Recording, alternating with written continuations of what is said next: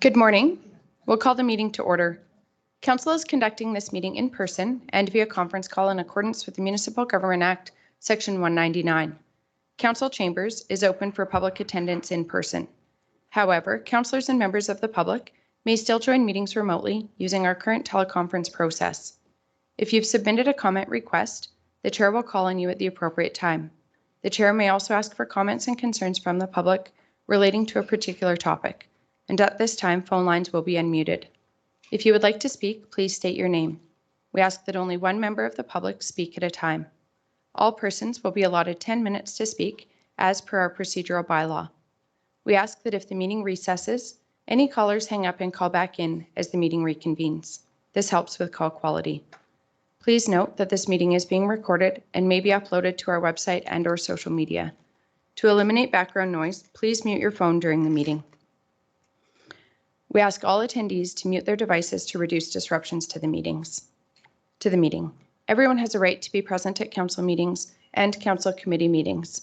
Any attendees that are considered disruptive to the progression of this meeting may be removed at the discretion of the chair as per the Municipal Government Act, Section 198.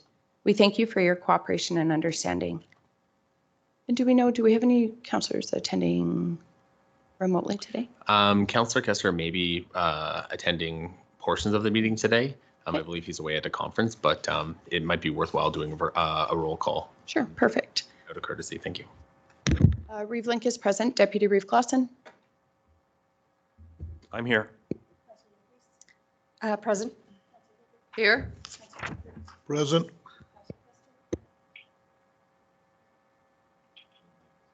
Present. Good morning, Councillor Kester. Councillor Laverson. Here. Thanks, everybody. Due to the hybrid nature of today's meeting, we will modify our voting procedure. We'll vote by exception. I will call for any councillor who is opposed to the motion to indicate so verbally. For any motions with expressed opposition, we will conduct a roll call vote. Is any councillor opposed to the voting procedure? We have an agenda before us. Does anybody have any additions or changes? Good morning, Reeve Link. Brian from Administration. Administration has one item for Council's consideration to add to the agenda today, and it is finalization of the Memorandum of Understanding with CGC Inc. And that would be an in-camera item under Section 16 of FOIP. Thank you. Any other additions or changes? If not, a motion to approve the agenda as amended.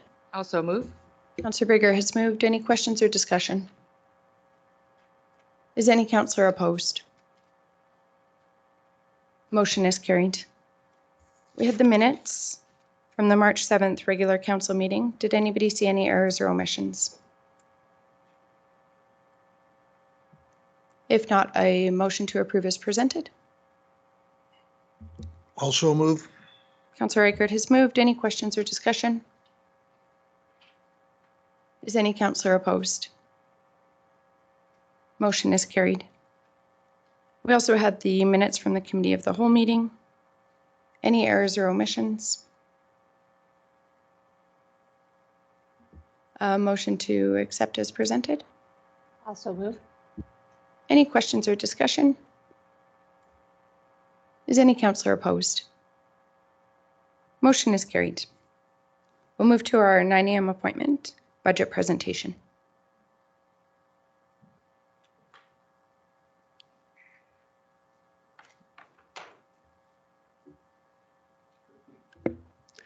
Morning, Council. Joel from Corporate Services.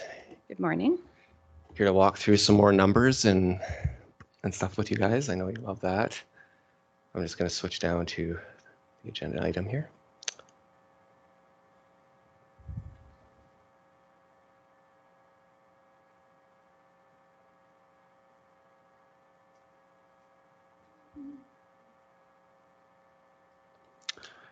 Okay, to summarize this morning, what we're bringing forth is the proposal to approve the final operating budget for 2023 to 2025 and the final capital budget for 2023 to 2027.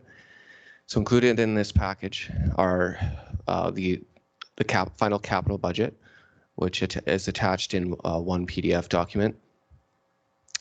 And I'll just scroll down to that one. Sorry, I guess I'll review the operating side first since we have some options here for you.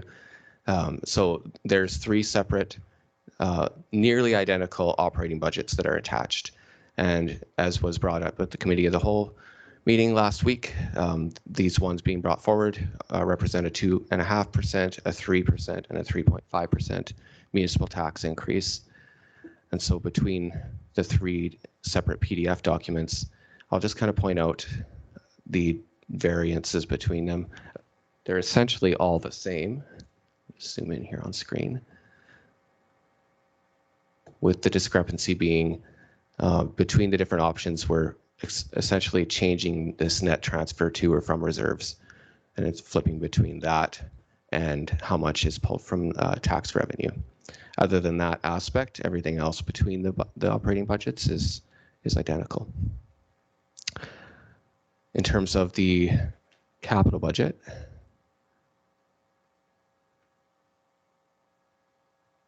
we'll scroll down to that.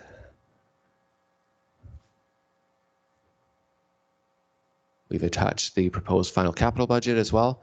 This includes any amendments that have come up from resolutions in prior council meetings earlier this year. The reason that there's only 1 document instead of 3 in this case is that the property tax decision doesn't have necessarily a direct impact on the capital decision. So that summarizes the budget items before you, and staff are available for any questions. Any questions regarding the budgets as presented or proposed budgets? Potential budgets. I just had one Just question. have a about- question. Oh, sorry. Go ahead. Go ahead, Councillor Kester. Yeah, council's all aware, and administration is too, about capital build for the lodge.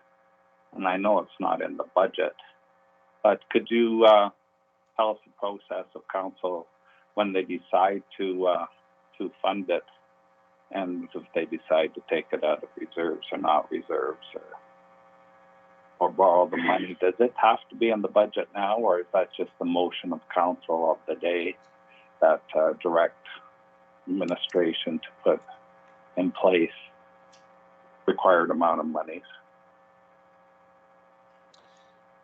Good morning. That makes sense? Yeah. Good morning, Councillor Kester. So through the REEV, council can spend money one of 2 ways in the year.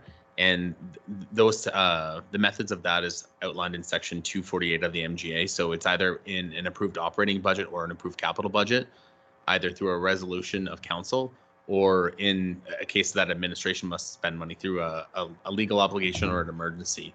So there is a method for that to be done at any time throughout the year. Typically, we do like to get all of the expenditures within the budget. However, just in a circumstance where we just don't know or don't have certainty, then we don't include it in the budget and we just wait for a motion of council. Thank you. Okay, so there's really no concerns of being in the budget or not, outside of being, I don't know, more, I don't know what word I'm looking for, formal or expedient or? Yes, that's correct. Okay, thanks. Councillor Laprise. My question was just on the capital budget. And so I was just looking at the last year's budget versus actually. So I'm just curious about whether that's kind of a normal thing that can't quite see the numbers up there, but it's we had budgeted 18 million and we spent 13, so 68%. Is that normal just in terms of historically? So unfortunately, I will say historically, yes, that is that has happened. I would say we're actually getting closer, and I would from budget to actual, and I'd say most of the cases this year, either it's administration has deemed it not prudent to, administration has deemed it not prudent to go forward, but it's been a lot of it. We have found supply chain issues just within the last couple of years. We definitely have shored up our numbers from the last 5 years, I'd say, and we're trying to get to a better spot. So unfortunately, it is kind of the trend that we do face. So Fair enough. Yeah, I was just just curious what the implications are for this year's capital budget. But, I understand that, yeah, things have been pretty wonky the last couple. So just a curiosity. Thanks. Yeah, I think in a sense, like from what I have seen personally anyways, if we had taken the supply chain issues out, we would have been much closer. Whereas historically there was a gap, but some of that is to just managing like capacity, especially if you're doing projects in-house with like internal capacity, but also just with oversight for external projects. But the supply chain issues definitely, I mean, we saw that where we had to bump things forward and make accommodations in this year's budget for things that just were ordered. I think I saw ordered like January 1st or whatever, 2022, but just didn't arrive. Some of those may have been carried over from 2021, and that's just the reality of what we're facing right now. So, any other questions?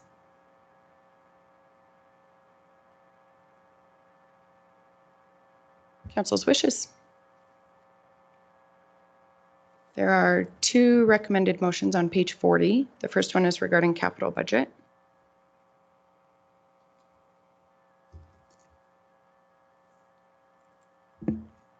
I can make the first motion that council approves the capital budget 2023 to 2027 as presented. Deputy Reeve Clausen has made the motion. Any questions or discussion? Is any councillor opposed? Motion is carried. I'll move that council approves the operating budget 2023 to 2025 with a 3.5% increase in municipal tax revenue. Councillor Kester has moved the operating budget with a 3.5% municipal tax revenue increase. Any questions or discussion? So I've been contemplating this. I did say in the committee of the whole that I thought a 3.5% might be prudent, but I'm thinking about it, I couldn't come up with a justification for that. And so unless I hear a compelling argument, I would, I'm thinking more along the lines of 2.5. In my mind, I guess I've been thinking that there's no point in raising more money than is actually needed in the budgeted for in the operating budget. That's where I'm kind of going.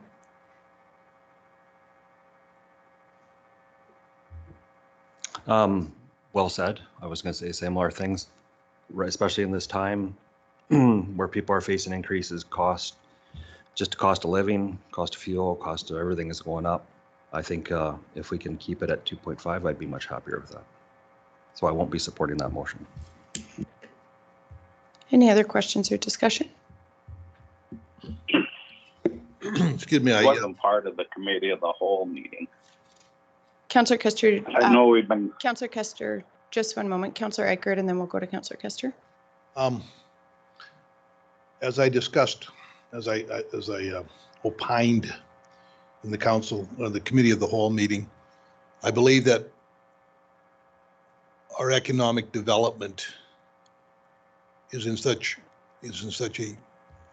doing such a great job on it. I believe that when council says that we are willing to hold the line at 2.5%, I think that says a lot. I think in these tough times, any business that's looking at relocating into the county, I think that will speak positive.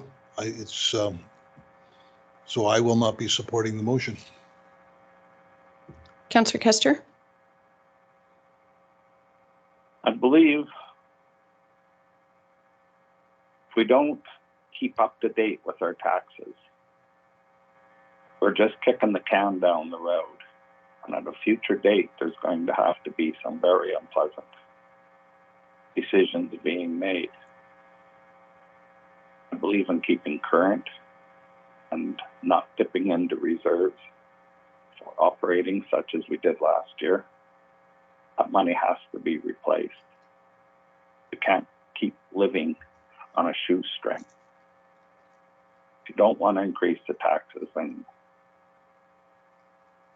That's your decision. Beware. There's ramifications down the future on future councillors have to make this decision. And our residents, they're not going anywhere. And they'll have to build front of it. So look to the future and make sure we're being prudent.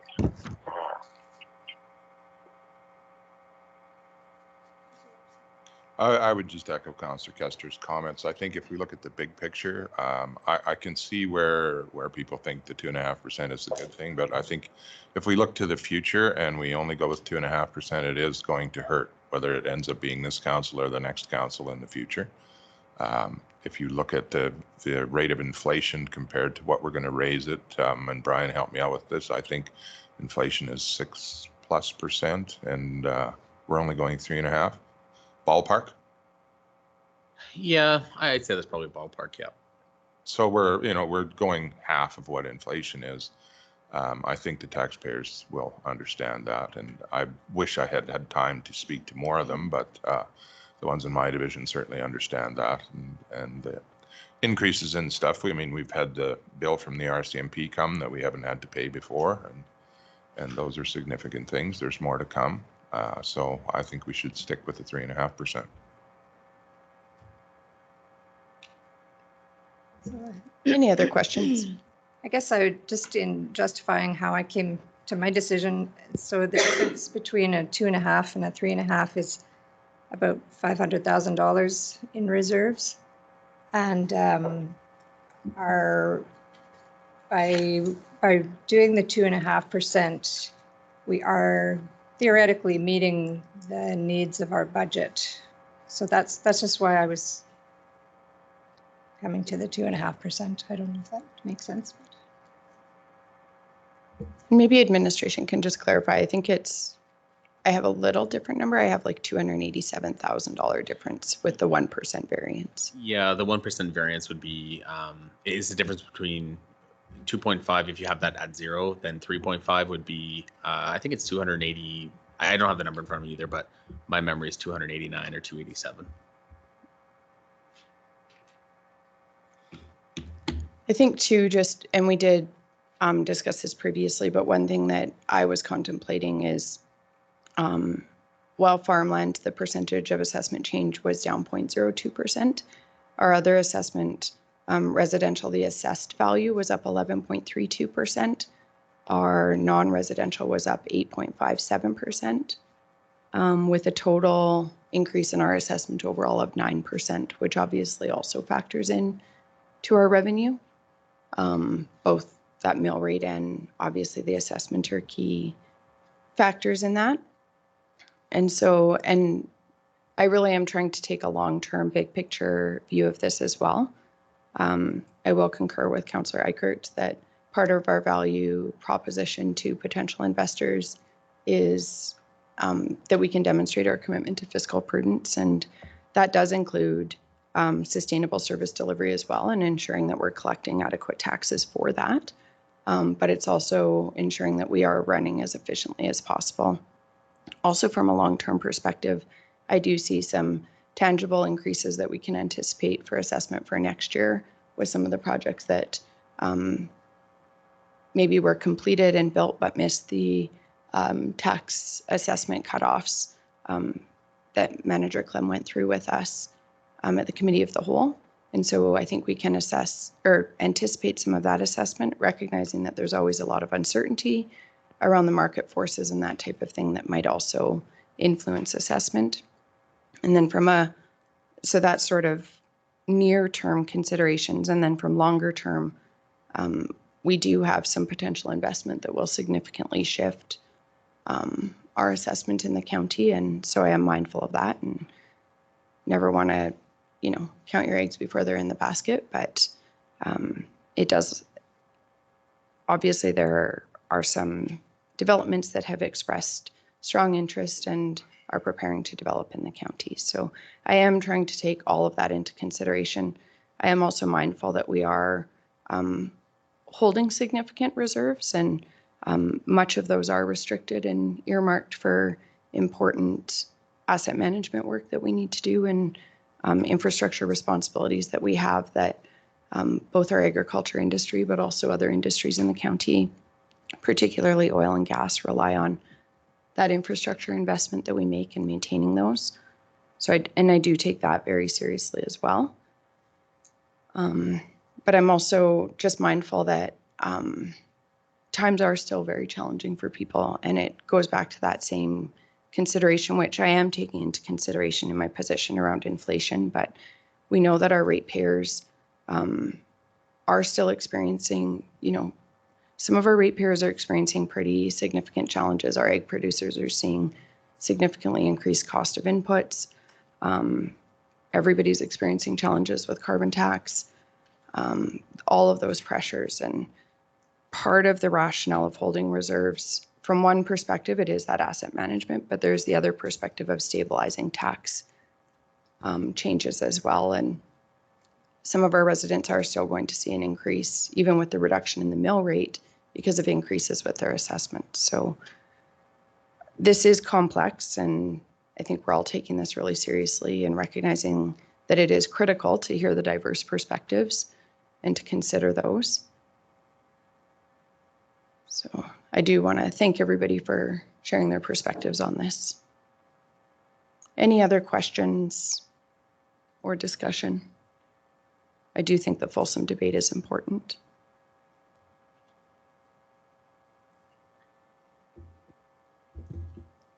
I was okay with 3. I didn't want to go to 3.5. I feel like with the assessments going up, I do hear, I guess maybe in my area there's more residential, but that, I mean, it is tough for some people out there. We have held the line quite a while. I'm okay with 2.5. It's just that my heart's set on 3, I guess.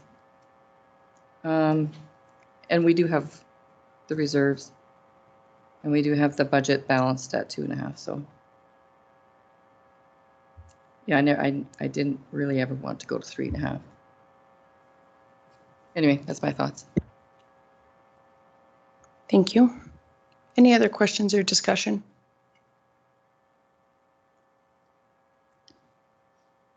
I'll call the question. Is any councillor opposed? Opposed. So we'll go to a roll call vote. Reeve Link is opposed. Deputy Reeve Clausen. I'm opposed. Councillor Laprise. Opposed. Councillor Bigger. Councillor Eichert. Opposed? Councillor Kester. In favor. Councillor Laverson. In favor. Motion is defeated. I'll move that council approves the operating budget of 2023 to 2025 with a 2.5% increase in municipal tax revenue.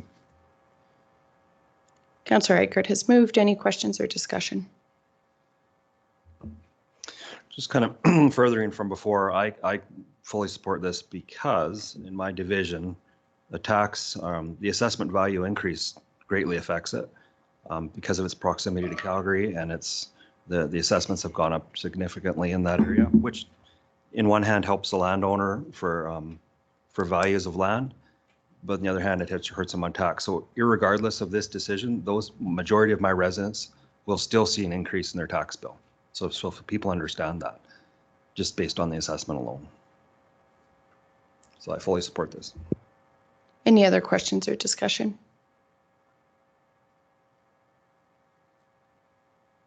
Is any councillor opposed? We'll do a roll call vote. Reeve Link is in favor. Deputy Reeve Clausen. In favor. Councillor Laprise. In favor. Councillor Bigger. In favor? Councillor Eichert. In favor? Councillor Kester. Opposed. Councillor Laverson. Opposed. Motion is carried. Thank you for the discussion, everybody. We will move to agenda item 2.1, bylaw 2023-02.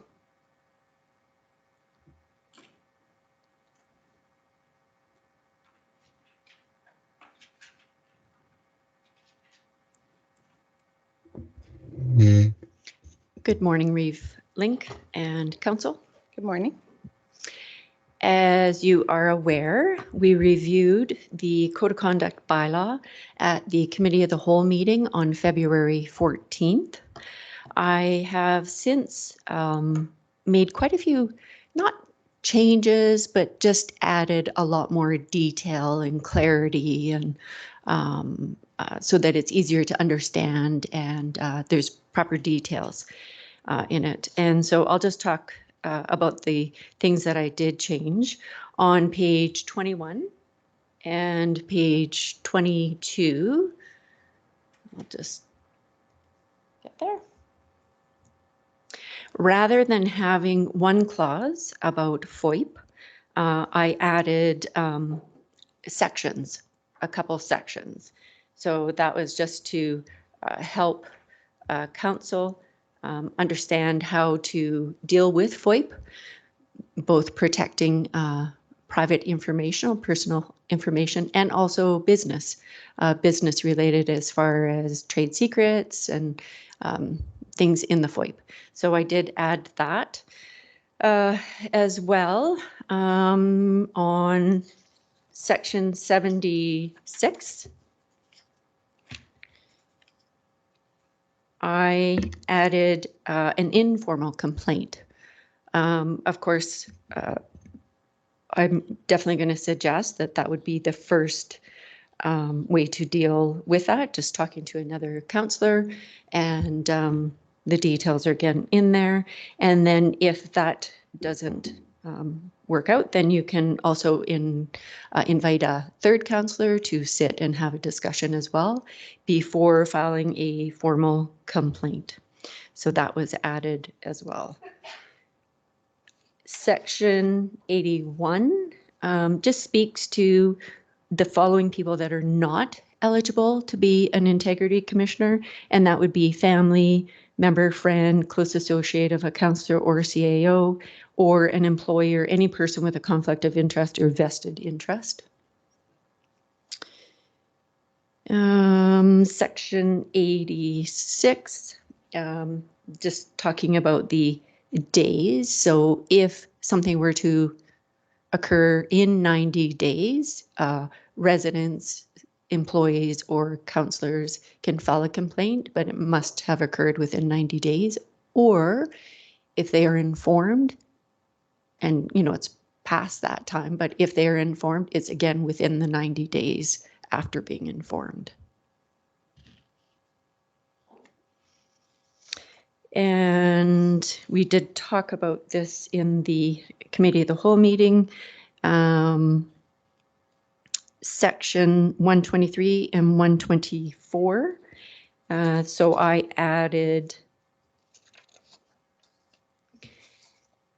that each report, after, of course, council goes in camera and the integrity commissioner provides that report, that it's posted public and on the website, and also that an annual report be prepared for council. So you do have an option there that rather than maybe every report being put on the website, you could just say an annual report be added. And those are kind of the highlights of the changes I've made. And of course, based on other municipalities and best practice and things like that. Are there any questions? Any questions? Good morning. I have a Good morning. question. So number 78 talks about Wheatland County will make every reasonable effort to protect the identity of complainants. Then it says if disclosure of the complainant is necessary, they will be asked permission. Yes. They decide if they don't want that publicized, then it can be removed. So we're still maintaining the confidentiality of complainants as we have previously. Yes. Is that the intent of this? So what situation would occur where the disclosure of the complainant is necessary? Can you think of an example? I'm just trying to understand in what situation that might come up. Sorry to put you. Yeah, that's a very good question. Perhaps if, off the top of my head, perhaps if something in the media comes up. Yes, so of course we would get their permission stating, you know, it's coming up in the media. Do you authorize us? Can we use private information? That's my first thought. The intent, though, is to continue to maintain all of these things in camera and to, Yes. Yeah. Keep confidentiality in case unless there's a situation where it's maybe not beneficial to, but otherwise, absolutely. And also go in camera. And the report would also be, of course, there won't be names or anything like that, Yes. right? It will be at a higher level and yes, to protect people or the complainant. other question. Go ahead. No, go ahead. One other question I had was in section 98, it talks about when a contravention of this bylaw has been proven on the balance of probabilities. So can you just describe to me, so I imagine that sort of means that complaints are often decided based on reports from people, and so you have to weigh different people's perspectives of it and come up with a ruling. I know I'm just trying to say that it's subjective still, and I'm just curious about that. I'm going to let one of our counselors speak to that. Okay. So what that means, a balance of probabilities, there's two types of things in law. There are strict liability offenses, which apply to municipal affairs and several other things in the Act. So when you have a complaint that is done like this, the onus is to prove beyond a balance, or beyond to prove on a balance of probabilities that this happened, which is typically greater than 50%. Whereas if it's a criminal investigation, for example, you need to prove beyond a reasonable doubt. So balance of probabilities just means generally greater than 50% that the act actually occurred. Okay. Perfect. Thank you. And also findings of fact is in 98 subsection 1. So balancing the facts. Any other questions or discussion? If this bylaw change goes ahead, will it affect any current legal issues we're having?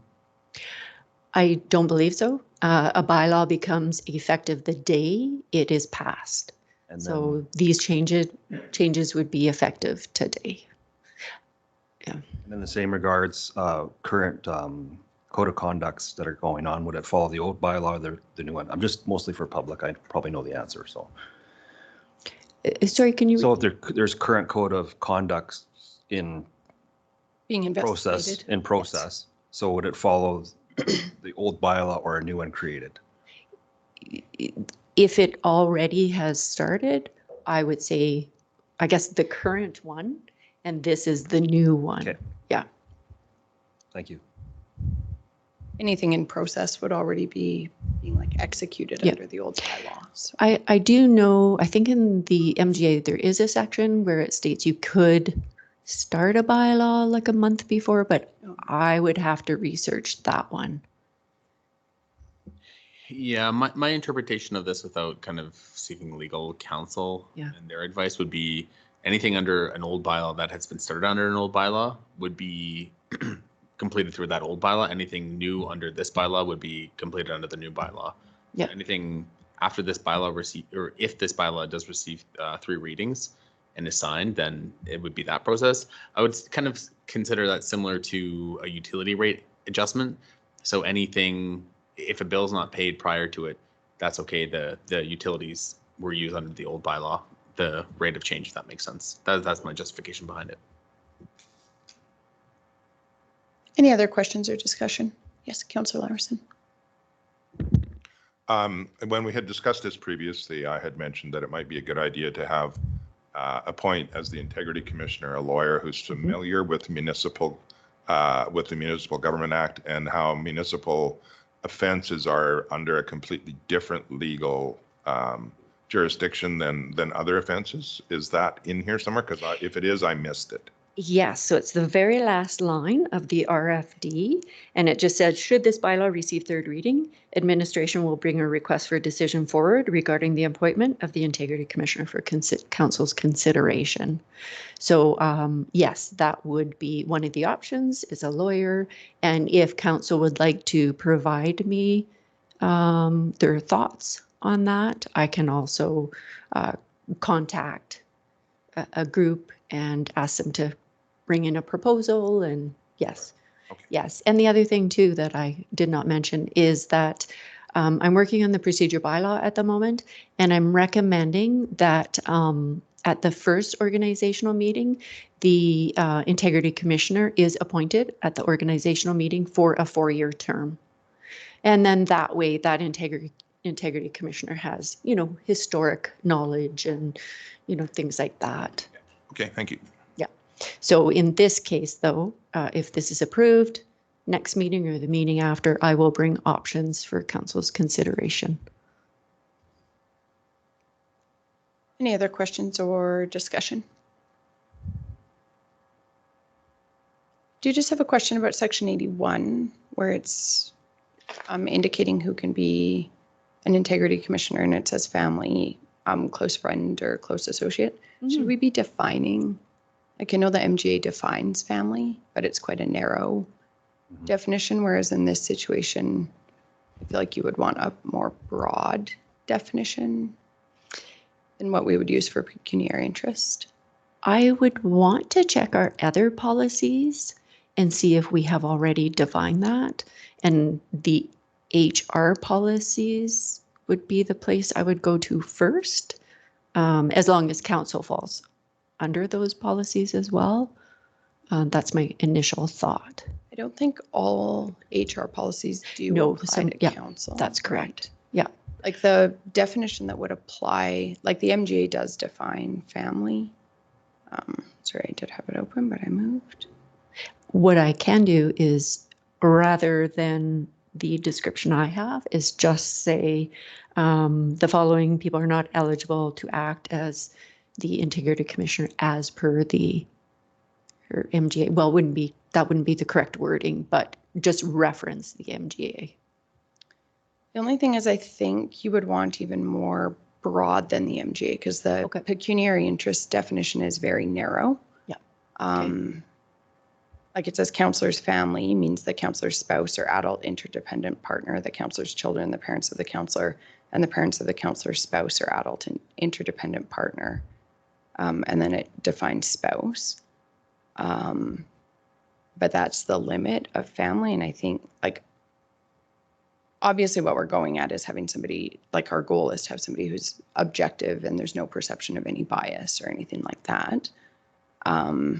For example, like a sibling or a cousin does not fall within this definition as I'm reading it. And I don't think anyone at this table wants anybody with any perceived, you know, bias from a family relationship. Would 81.3 cover that, where it says employer, any person with a conflict of interest or vested interest in the outcome of investigations under this bylaw? Would that cover your concern? Yeah, I think it does. And I mean, if a family member, I think we could also just rely on the collective wisdom of council to interpret that quite broadly. Councillor Laverson? If we look at the HR policy that you referenced, it uses the definition family member and includes the following: spouse, adult, interdependent partner, common law partner, children and their partner, spouse, current or former foster children and their partners or spouse, current or former wards, parents, step-parents and or current former guardians and their partners and spouse, current or former foster parents, siblings, half-siblings, step-siblings, and their partners and spouses, grandchildren, and on and on. That might be a pretty, if we. Sounds if a lot more We could fulsome. just, well, we don't have to go through the whole list, but if we changed in the code of conduct, family member as per the definition in the HR policy, then that would automatically include all of these, which goes down to children and aunts, uncles, nieces, and nephews and stuff. Would keep it might be done. simpler. It would keep it dynamic as well and just stay paired with that. So if there's some new family relationship that doesn't exist now in the future, you would just be changing a policy instead of a bylaw. I can't imagine that. That sounds really silly, but who knows? So I'm just going I to, like that idea. I think that if you referenced that definition, I think that's a sound. It's definitely more broad and would meet my concerns. Councillor Laverson? Yeah, and I mean, one of the things that's in there that, I mean, we can, and this can be then again left to council's discretion. In that HR definition, it says, a person the employee isn't related to but considers to be like a close relative. So, I mean, that's a pretty broad definition that we could use. You know, we can just use that as a reference, and then that just solves the problem for the code of conduct thing. Can you just share which policy, just so it's faster for me to find that you're reading the definition? Okay, it is, I got to get to the top of it now. Or even just the page? Oh, well, now it's too late. I'm at the top now. Okay. It is the Human Resources Policy, and the section would be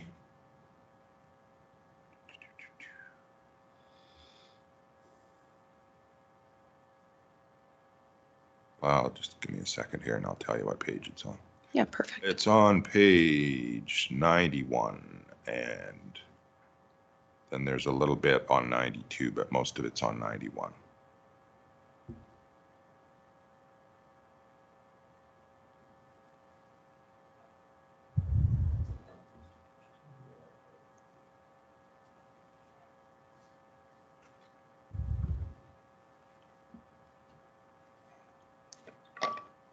Yeah, we'll just have to be quite specific because on page 106, there's another definition. But definitely that definition on page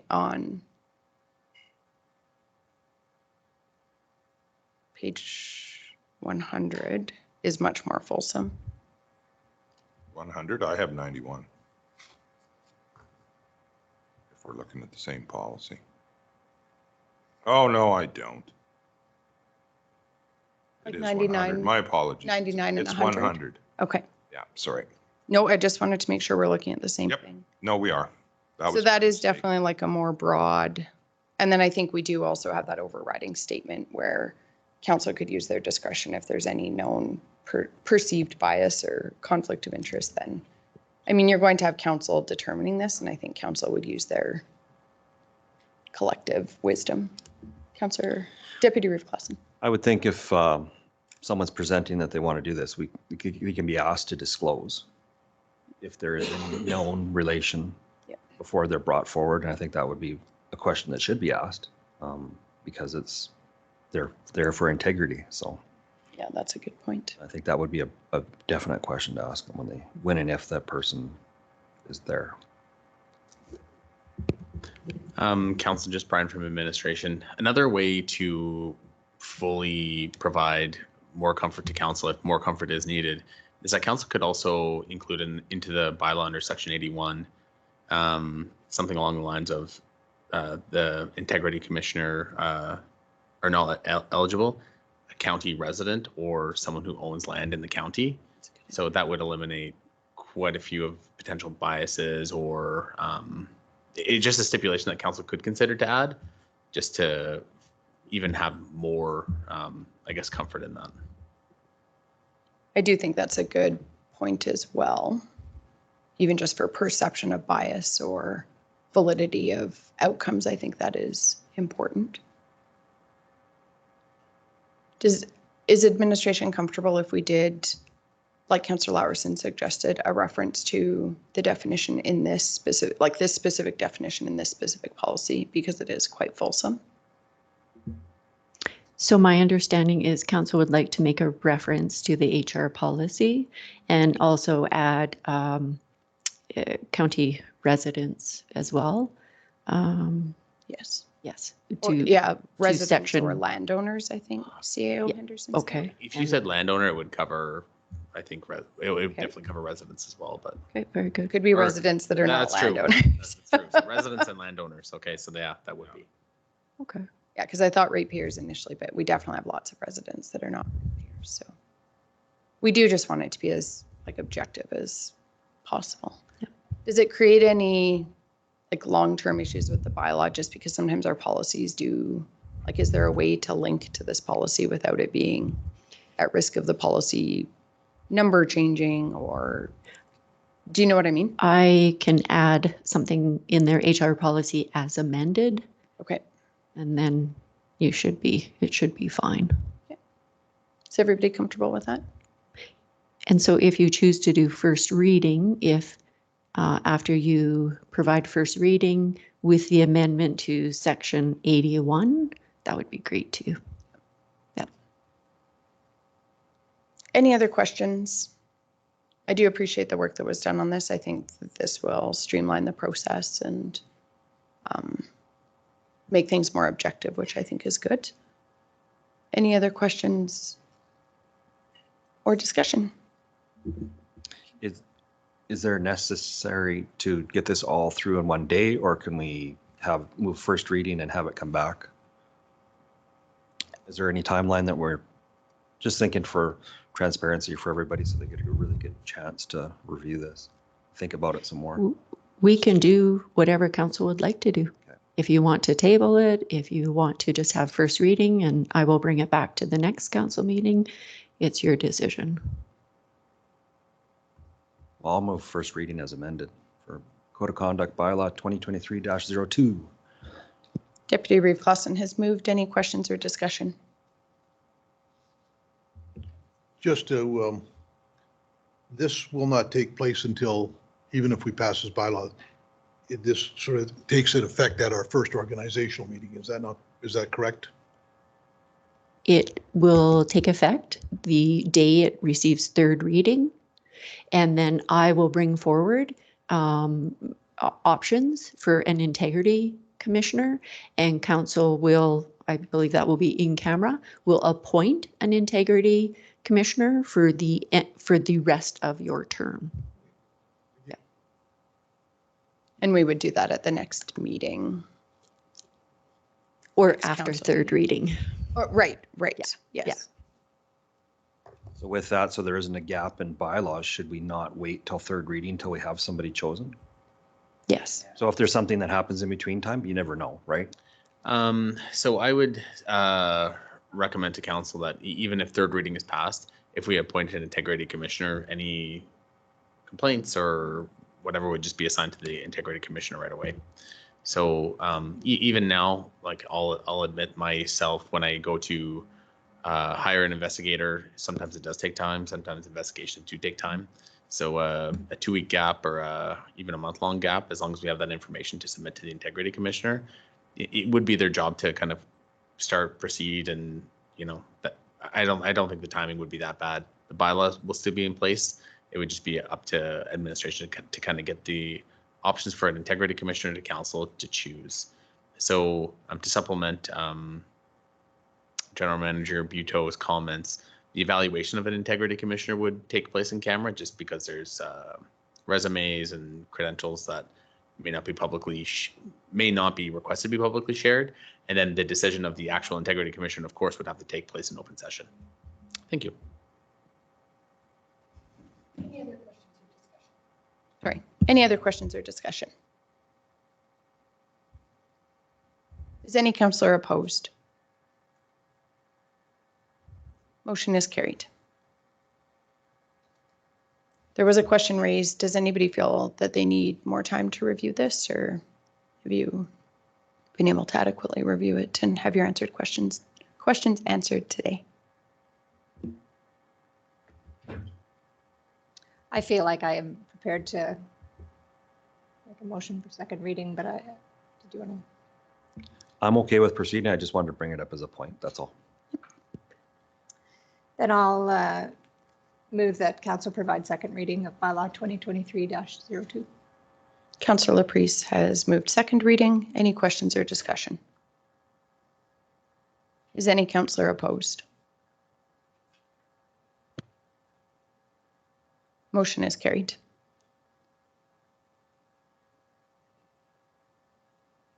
I'll ask permission to be granted to hold third and final reading of bylaw 2023-02.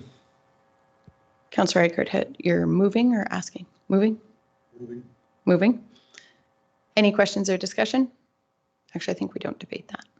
Oh, can we still vote by exception on that? I suppose as long as nobody opposes, it's still Yeah, unanimous. as long as no one opposes it. Okay. Is any councillor opposed? Oh, your microphone. Councillor Kester, are you still with us?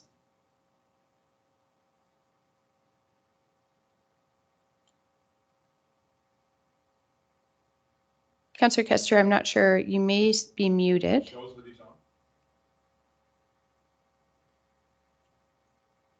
Are you there, Councillor Kester? I'm not sure if you're speaking, but we can't hear you.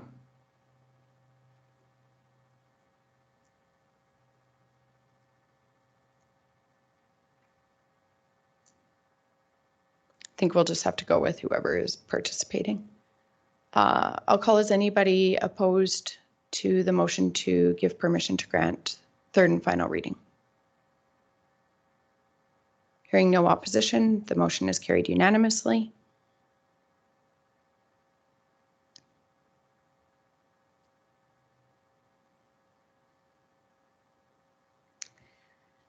I'll move that council provide third and final reading of bylaw 2023-02. Councillor Laprise has moved third reading. Any questions or discussion? Is any councillor opposed? Motion is carried. We'll move to 2.12, tax rate bylaw.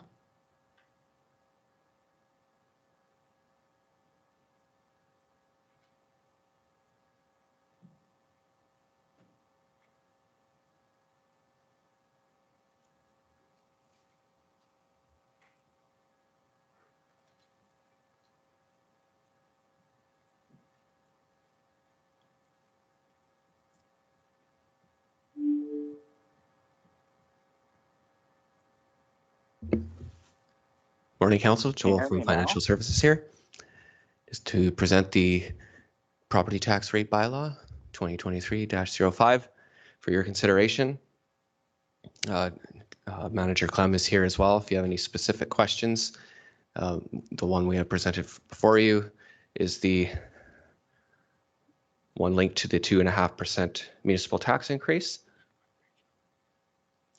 It's on page 34 of your package, and staff are available for any questions you may have. Any questions regarding the proposed tax rate bylaw? I have a question. Yes, please go ahead, Councillor Can you Kester. hear me?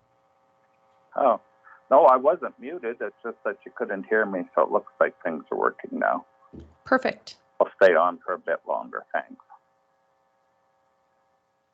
Did you have a question about the tax rate bylaw, Councillor Kester? Mostly if you could hear me or not. Yep, perfect. We can. Any questions regarding the bylaw? I'll make the motion that council approve first reading of property tax bylaw 2023-05. Any questions or discussion? I just want to thank administration for the way this worked out with having the committee of the whole meeting, and gave me ample time to, you laid out the positions, you gave me ample time to look at all our available options. So thank you very much. It was I think every year gets a little better. Thank you. Any other questions or discussion? Is any councillor opposed? Motion is carried.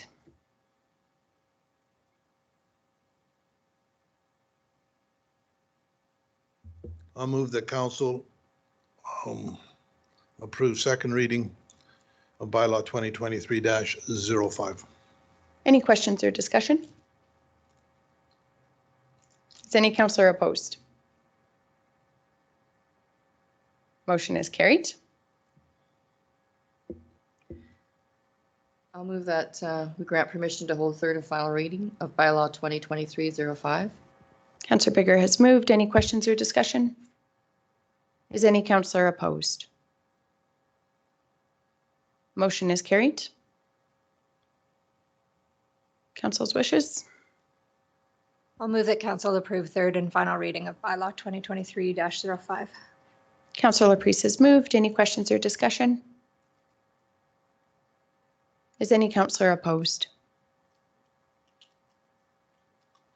Motion is carried. I will echo Councillor Eichert's comments. I think the council education and the process that we went through, both in terms of the preliminary and the final operating capital budgets, as well as the tax rate bylaw, was really conducive to good discussion and to fully understanding what we're approving, to recognizing all of the impacts for ratepayers. Yeah, it was, I would concur that the process gets better every year, and really appreciate the time and attention to detail that went into what was presented to council, and the openness and objectiveness of the options that were presented. Definitely helps us do our due diligence in contemplating the complexities around this and making the best decision that we can. So thank you.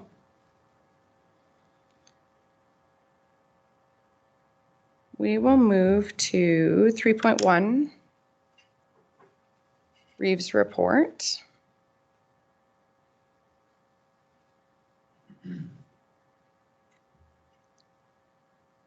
Several of us did attend an asset management workshop put on jointly by RMA, Alberta Municipalities, and FCM. I think there might have been a couple other partners in that as well. It was some good, comprehensive, basic information, I think, that did help us get a foundation just for understanding what our asset management responsibilities are. We are really proud of the impact that RRF funding had in 2022, and so I wanted to share the report that showed that impact in Alberta, both in terms of sustaining jobs and also businesses.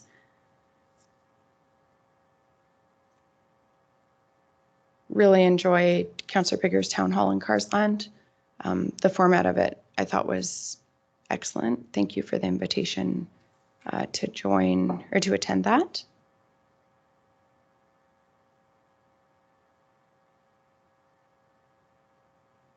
I think we had really good engagement at the spring convention as well, and there was definitely a strong theme around renewables and the potential impacts on arable land and potential consequences of sort of some challenges around securities and reclamation and those types of things. That definitely seemed to be the theme, especially given that ministerial order came out around the unpaid gas taxes. So that kind of shifts our advocacy priorities. We obviously need to continue the advocacy around the unpaid tax.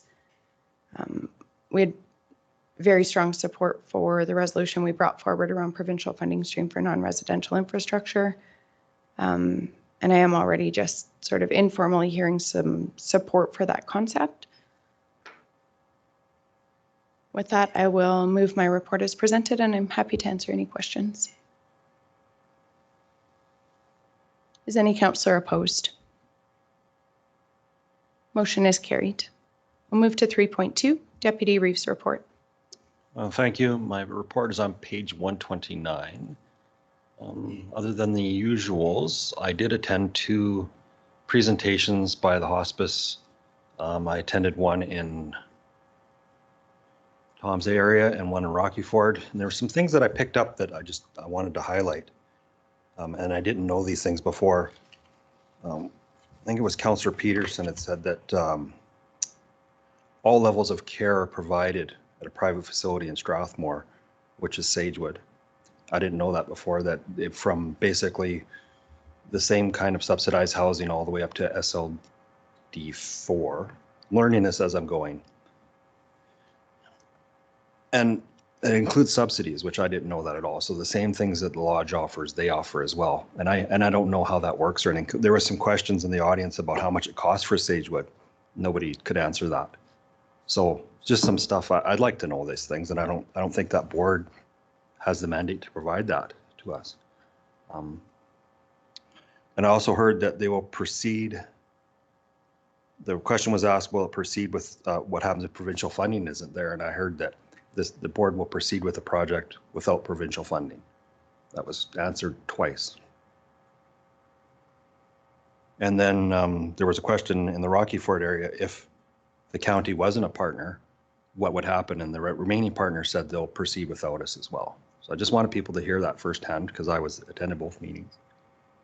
So back to the first part about Sagewood, I found that really eye-opening for me. I just think as a funder, we're responsible to look at everything.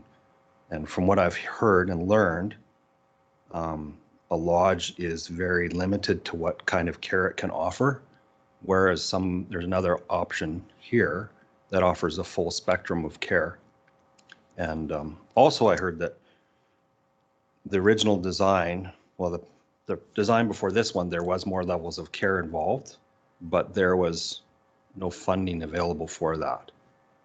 And so I believe I understood it. So just some things that I picked up on, and I think it's my responsibility as a elected official to learn more about this stuff before I could make an informed decision. And then I realized that asking the lodge these questions is kind of out of their scope. So I'm stuck between a rock and a hard place. How do I get this information? So that's just what I've heard, and I wanted to bring that forward. So if there's any questions on my report, please ask. If not, I'll move it as presented. Any questions for Deputy Reeve Clausen?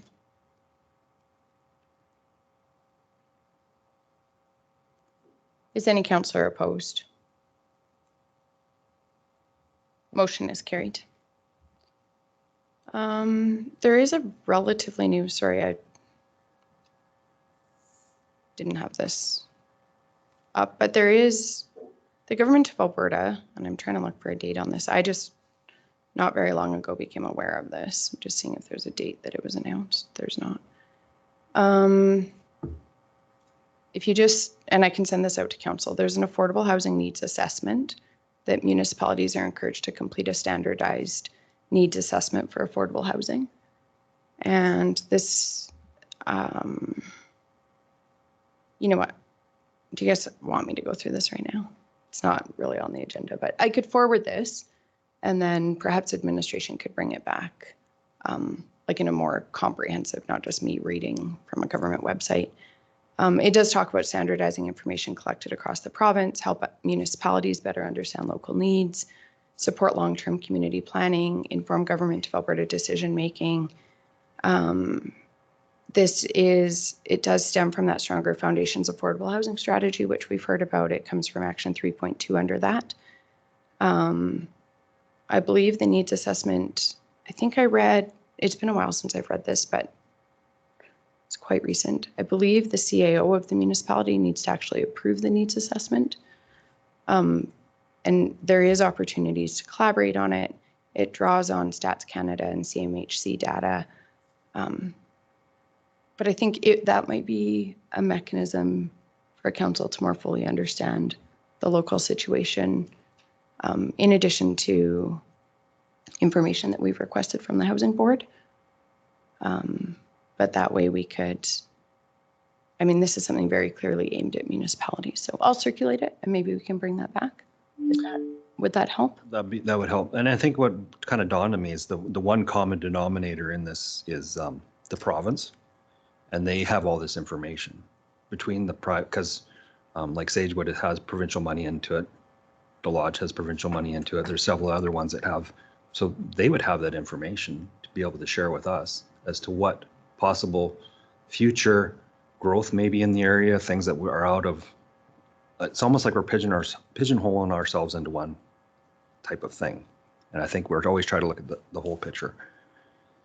That's where I'm at. I could be totally off base, but that's just my You know, I think there's a lot of other options out there that don't even know what they're looking at.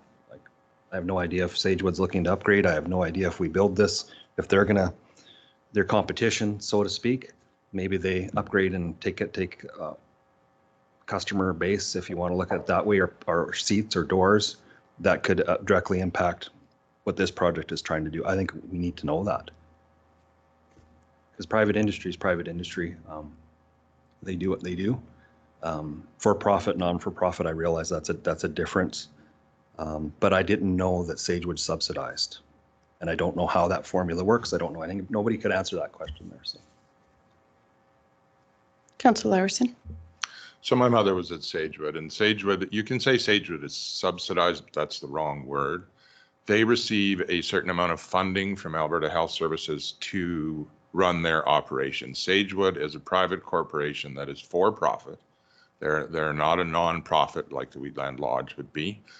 The rate that you pay at Sagewood is not tied to your income. So if you're a low income person, you would pay the same rate as my mother paid when she was there. There's no forgiveness there for people that can't afford a lodge. The last time 2 years or last August when my mom passed was about $2,900 a month, and that covers that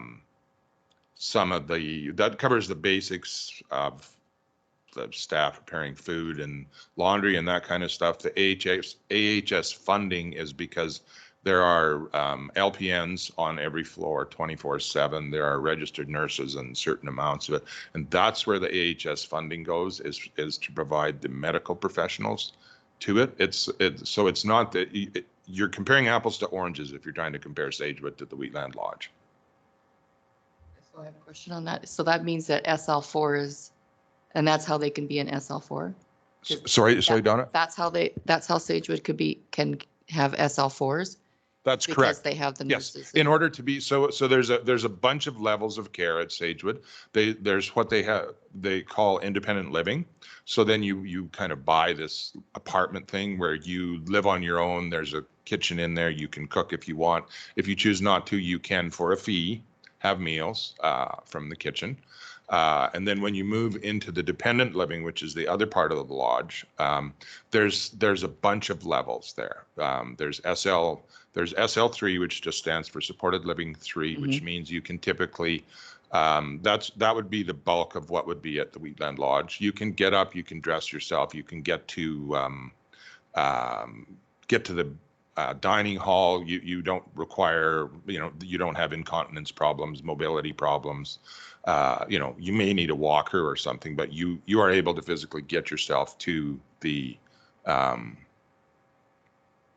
dining hall. Then there's SL4, that's the next level of care. SL4 just means you may need some help with certain amount of stuff like that. You're going to, because of your medical conditions, you need to be under the care of a nurse, and a doctor from time to time. There's doctors that come to Sagewood on a regular basis. They're attached to that. That's also part of the AHS funding. And then there's another part of Sagewood, which is called SLD, and there's SLD and SLD4. So that just means for people with dementia. And so there's different rules for that. There's higher staffing levels because of issues that come with dementia. And then there's what they have is long-term care there, which is the kind of the final stage at Sagewood, which is where they can't get out of bed, they can't toilet, they can't eat, they need help to eat. If you're SL4, you're still supposed to be able to feed yourself. If you can't feed yourself and you can't get up and you can't change your Depends or whatever, then you need to go to long-term care. So it's a completely different model. So, but what Lodge. SL4 is kind of what I've been hearing is what we're lacking here in our area, because we're having to send them away. Because if Sagewood is full, they can't. Sagewood is full. There's a waiting list to get into Sagewood, yes. So then that means that's when they have to leave to go. Their loved ones have to go to either Clare's Home, Didsbury, other places that have SL4. So what can make us have more SL4s? The Wheatland Housing Management bodies Right. looked at that as to whether they can add some SL4. But they got refused, right? But yeah, and Glenn would be the best guy to talk to Yeah. about that. But that was one of the things that the lodge looked at as a need. But there's, if I remember right, and Glenn, if you're on the line, maybe you should just step in on this. But I believe the province said But how do no. we get a needs assessment, like from what Amber is saying, that maybe there's some kind of assessment that we can, as an area, explain that we do need this. This is a need in our area, the SL4s. That's where people are getting sent away.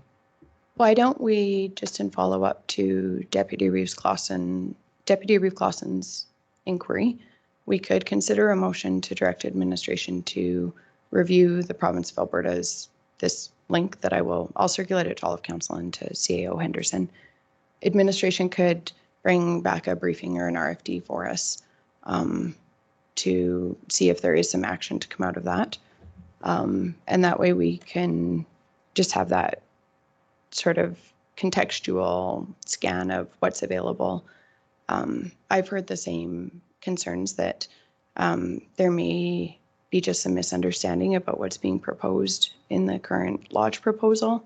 I do, like, heartbreakingly hear from people who are having to move family to other communities.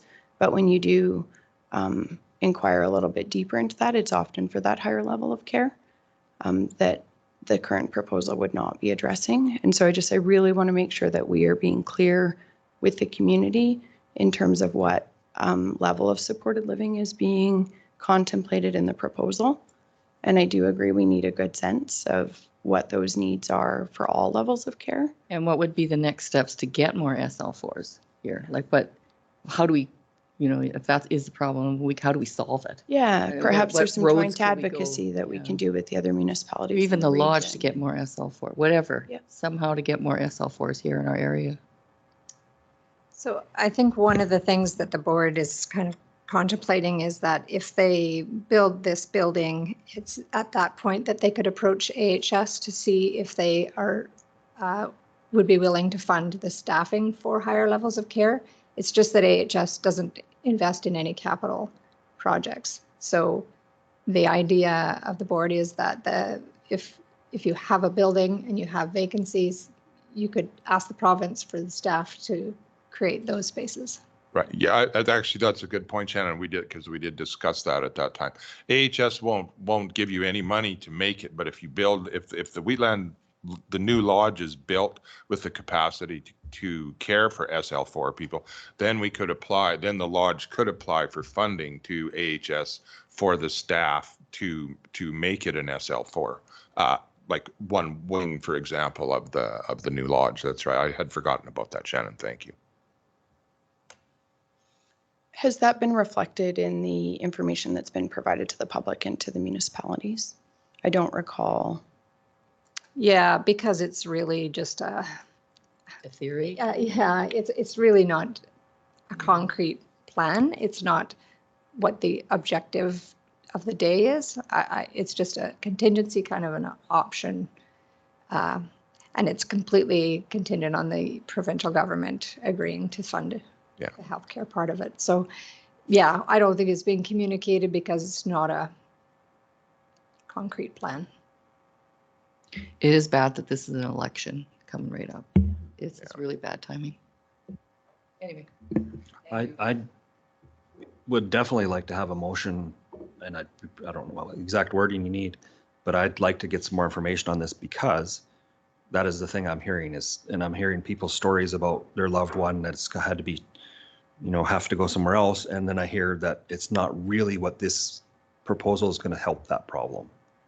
That proposals is going to solve a need that's lower than what these people are going elsewhere for care. Does that make sense? So, and I apologize for bringing this up, but there's some public meetings going on in the area, and I went to one of them, and I'm hearing this, and I thought I should bring it up in my report because that's what I was there for, was to gather information and trying to figure out what's out there, what's, and learning more than all the time, learning more. So if I may, if you wanted to consider moving to direct administration to review the Government of Alberta Affordable Housing Needs Assessment and bring an RFD back to council. I'm happy to make that motion as she worded it. Any questions or discussion? Is this going to delay the ability of council to decide on the letter of support for the Wheatland Housing Management Body going forward? I was going to question the same thing. So I attended a meeting last night and heard pretty loud and clear that people would like to move forward with this project. And they very strongly suggested to me that I should encourage council to make a decision sooner than later, because of if we decide not, if we vote to not support this, then they need to make a new plan. And so to wait until June 1st is probably not fair. And I understand we need to know the information before we can make a decision, but I think we need to expedite things.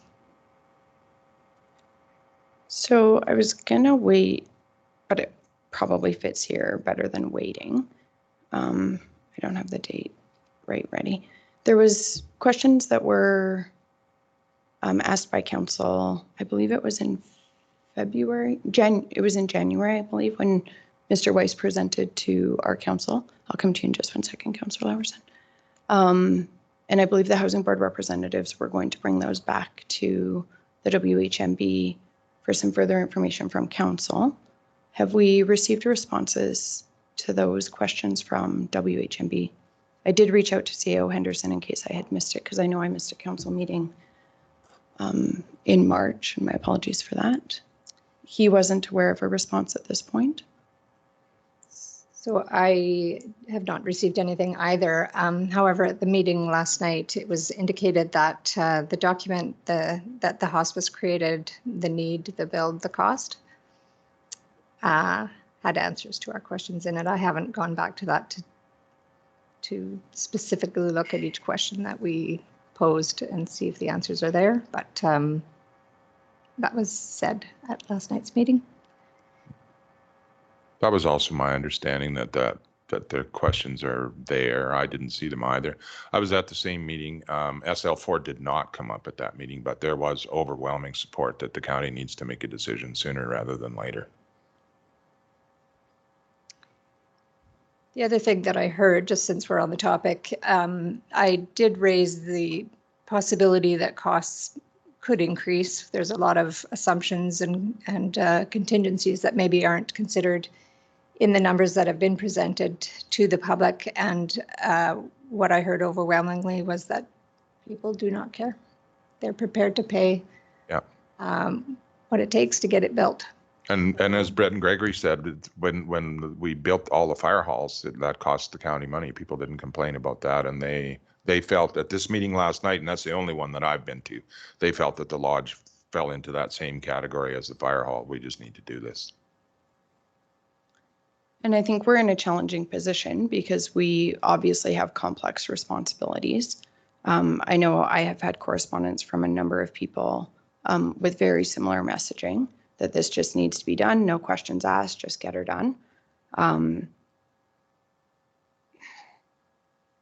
What's unfortunate to me, number one, I have had a number of residents with counter considerations around the information that's being presented. I've had some concerns expressed about how our council has been presented in those meetings. There has been a perceived tone to the meetings and obviously very subjective, but way that our council has been talked about. There's been suggestions that we have taken a position that we do not support the proposal, which this council has never taken. We haven't taken a position because we have not had adequate information to take a position. And historically, the capital costs of seniors housing have historically been within provincial jurisdiction. I have significant concerns about voluntarily downloading those to us as a municipality. I believe a number of over $50 million has been presented to the public as unrestricted reserves, which is not accurate. We just had a presentation where we saw we have $117 million capital liability, and that's just bridges and culverts. That's not even starting to look at our roads and our water and wastewater infrastructure and some of the other critical, essential infrastructure that we are responsible for. And so I 100% appreciate the enthusiasm and the support from our residents, and we will be considering that, but we have to consider that within the context of our jurisdiction and of all of our responsibilities as governors of this county. I've heard comments that we are opposed because of the equalized assessment. I have never heard that in these council chambers. If I missed it, or if I'm just not recalling it, it is certainly not a position that this council has taken. And it's very concerning to me the way that we are being presented to the public and then being expected to be a partner in a project. I do believe that there is need for increased care and support for seniors. To me, that is clear. There's no question around that. The question is, how do we maintain sustainable service delivery, including seniors care in Alberta? And we need to look at the context of Alberta. I think if you looked at those numbers in every community in Alberta, we need increased care for seniors. There's no question about it. It's how do we approach that from a compassionate but also sustainable way. And so I know I hear when I talk to my provincial representatives, we need to focus on aging in place. I was going to bring this up like following our closed session, but I think there is some opportunity for advocacy in terms of a resolution. I've heard concerns around how home care is allocated in rural areas. I think my hope is that council would support a resolution to the province where travel time is excluded from the time that's allocated for home care. That is grossly resulting in grossly disproportionate care for people living in rural Alberta. Yeah, I have a lot of concerns around this, and we do have the responsibility of understanding the complexities of this in our decision making. And it's not easy.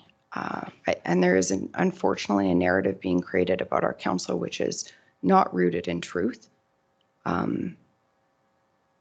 It's just very, very unfortunate.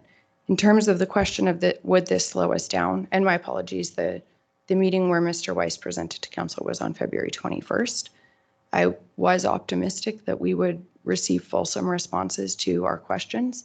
I have reviewed those 3 documents, and my questions have not been answered within those documents. I continue to have further questions. Perhaps this affordable housing assessment may actually expedite our ability to have a position on this if we have some more of that context information.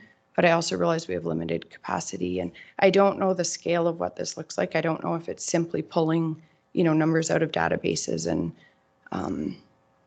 I believe they said that there is a user guide to doing the template, but I think it's best to have our administration review this. You can, administration can apply for a submission tool. Anyways, this needs to be reviewed more fulsomely. I realize there is an urgency being conveyed to the public. There was just an application period that I believe the Housing Board did not apply for funding through. You guys would know better than me. Did it close in January? Yeah, there was one that closed January. And did an application go forward? We weren't prepared at that point, no. Okay. Because this has been being worked on since the first needs assessment that I have is from 2016. We have 2017, 2019. We've had conceptual drawings from architects that have been significantly invested in. So I recognize that there is, I believe, another application period closing is it the end of June that's closing? That's right. guess in a perfect world, I understand there's a deadline right now. Province has got some monies there. In a perfect world, if it doesn't go through with the province, if this application doesn't go through and the province doesn't agree with it or refuses it, you know, the province of the day would really nice if the board, housing board, the councillors, whoever's involved in trying to get care to seniors could all sit down at the table and figure out okay, province, what are you looking for? What can we do to make sure that you're going to be behind us? If we could just all sit down and figure this out, because who's suffering is, well, it's going to be me one day. So, and find out what they all want.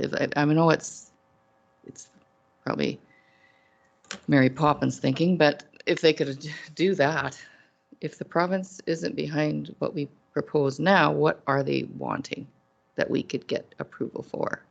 What are they looking for? What's the appetite of the day to get some care here? I do Anyway. think that's important, Councillor Bigger. And I don't think I quite finished my thought. I got off on a tangent. Oh, no, it wasn't you. It was me, 100%. Around the voluntary downloading, we advocate strongly for the province not to download further financial responsibilities onto us. Part of the reason we do that is because we fully understand the infrastructure responsibilities we already have. And RME has done excellent work on the Alberta is unique and the gravity of the responsibilities that municipalities have in Alberta that is unlike any other jurisdiction in Canada.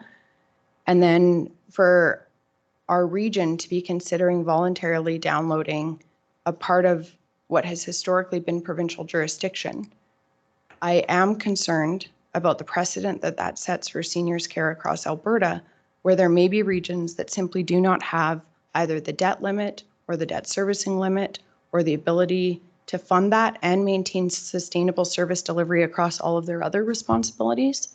And then what? What happens to seniors then? When the province says, well, Wheatland region took this on as a municipality, this is now a municipal responsibility. Are we then responsible for, that could have some significant ripple effects. And my hope would be that people would be understanding of what our jurisdiction is, what our responsibilities are in the context of our full infrastructure responsibility. And you can say, just go ahead and do this, but what do we do when we can no longer replace bridges? Are we just closing pieces of our transportation network that our ag producers and industry rely on, that Alberta relies on? This isn't a cheapness thing. This isn't we're holding taxes for no good reason. This is a long-term sustainable planning question that needs to be looked at very carefully. And this is a significant amount of money. So for me, after, again, going to those meetings, I heard that they were proceeding even without the provincial funding in place. And that was kind of in my mind, I'm thinking, okay, well, what happens if you go and the province doesn't fund it at the start and you want to do SL4 in the future or something like that? You've already set that precedent. And they may not have agreed with what you were doing. They need to be in the room right from the start. We need to find out a plan where we can get to where we need this whole picture. I'm not on the board, and that's fine, but we as a funder need to make sure that we're looking at what's in the future that gives complete service. There is a baby boomer population out there that's retiring. I see it. The numbers don't lie. But there's a bunch of different things, and this one project is a very small part of that. And that's what I've been learning and talking to people about how it affects them and where they're going and the needs that they have. This isn't solving the problem.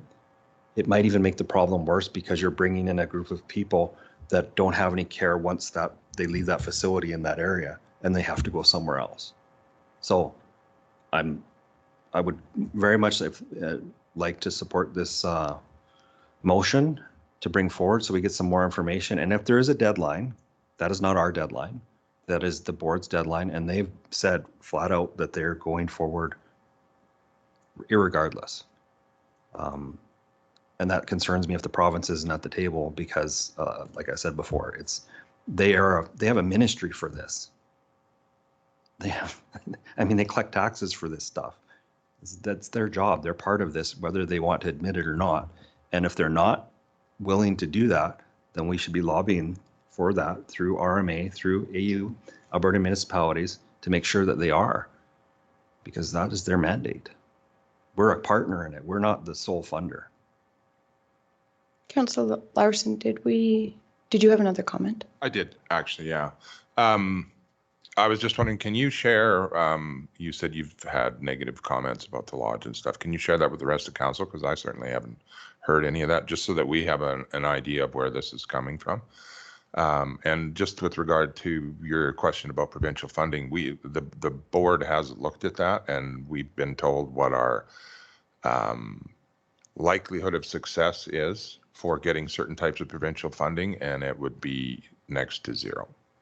The government is moving away from doing this. This isn't the lodge deciding not to try and get money from the government. The housing management body is trying to get money from all levels of government as much as they are able to. There is no let's do it on our own because the provincial government won't do it. The management board has looked at that extensively.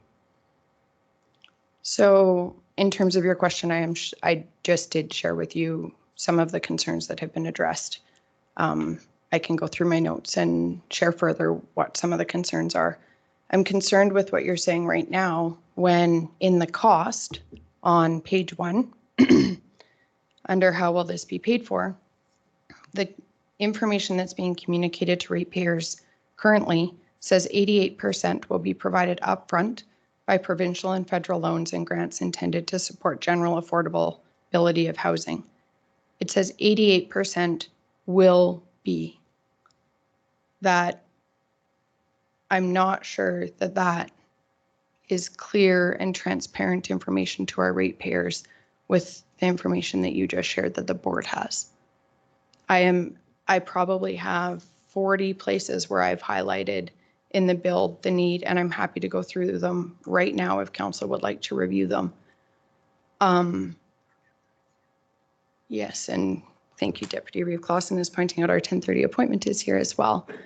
Where I'm concerned or have questions about information that has been presented to the council or been to the public through the joint hospice and WHMB presentations that are going on all throughout our county. I'm concerned about the transparency and accuracy of information. I know people, I listened to the recording from Strathmore. Unfortunately, I've been out of town for meetings and was not able to attend the presentations, and I wish that I could have been. But I am concerned by some of the information that I heard in the recording. I have questions concerning the information that has been presented. I mean, even just the way that the current lodge is being presented is concerning to me when we're going to be maintaining that building and hoping that we maintain full occupancy of it, and the way it's being conveyed to the public. Even just saying Wheatland Lodge was built in the 1960s, to a certain extent that's accurate, but from the history that I was provided just after our organizational meeting this year, when I went through, I believe it was whatever was provided by the CAO after our organizational meeting, there was two parts where there was history outlined. And that history shows that 32 lodge rooms were built in 1963, so only 32 out of the 95 that are currently there.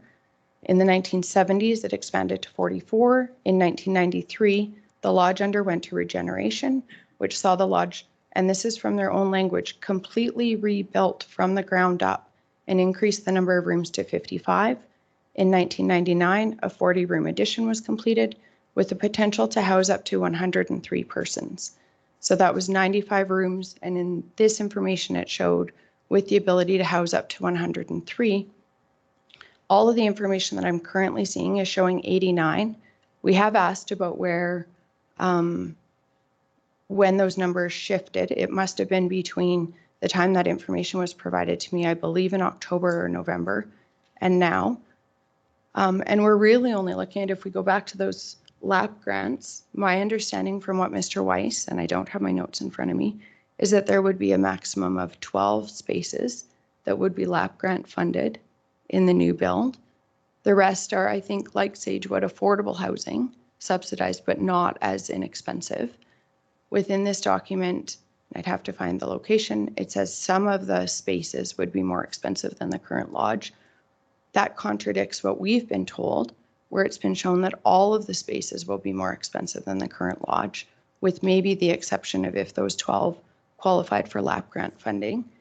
And this is not my area of expertise. I have not sat on the board in a number of years.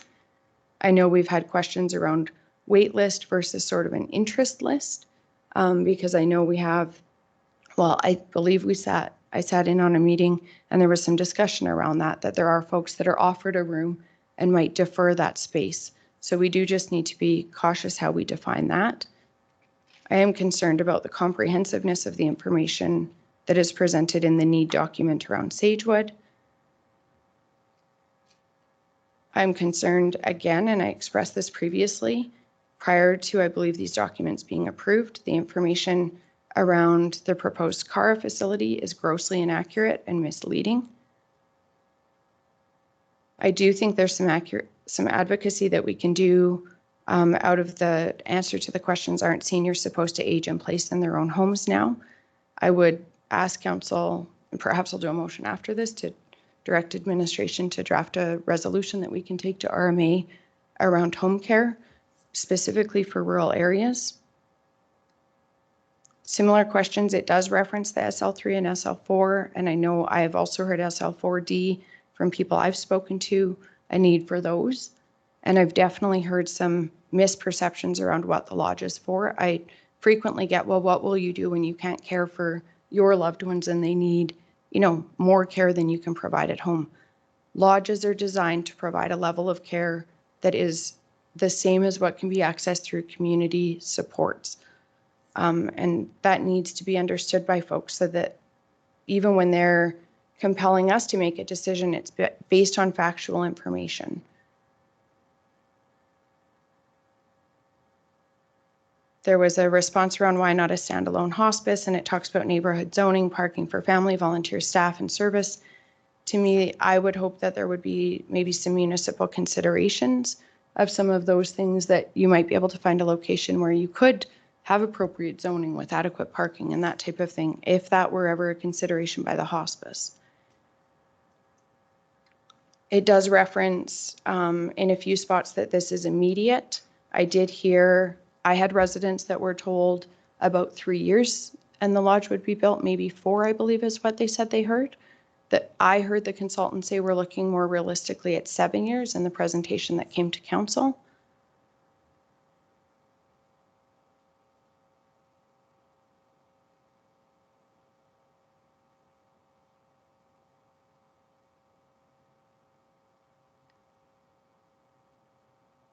There is also, I did hear that one of the reasons that we oppose this is because of the funding model, which is based on equalized assessment.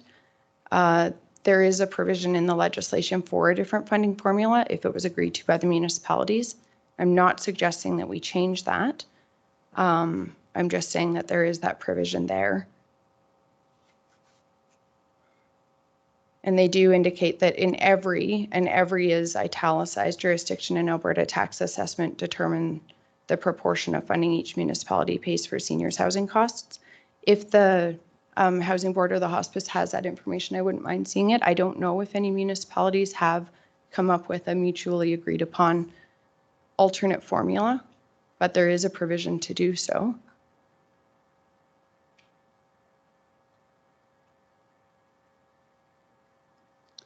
A number of people have said that, questioned when I have said that we have not had a formal request for a letter of support. But that did come to council, but it was withdrawn during the council meeting, and we were told it was deemed unnecessary at the time. I believe that was indicated by the spokesman for the housing board when this was brought to council at that time. And as I indicated, we do have some outstanding information. A project of this significance and importance for our community needs to be done well. We need to have comprehensive information, good governance. Yeah, I'm very uncomfortable and it's very unfortunate from my perspective, the way things have gone. I'm very aware of the time. Deputy Reeve Clausen, you have a motion on the floor. Does anyone have any further questions or comments about that?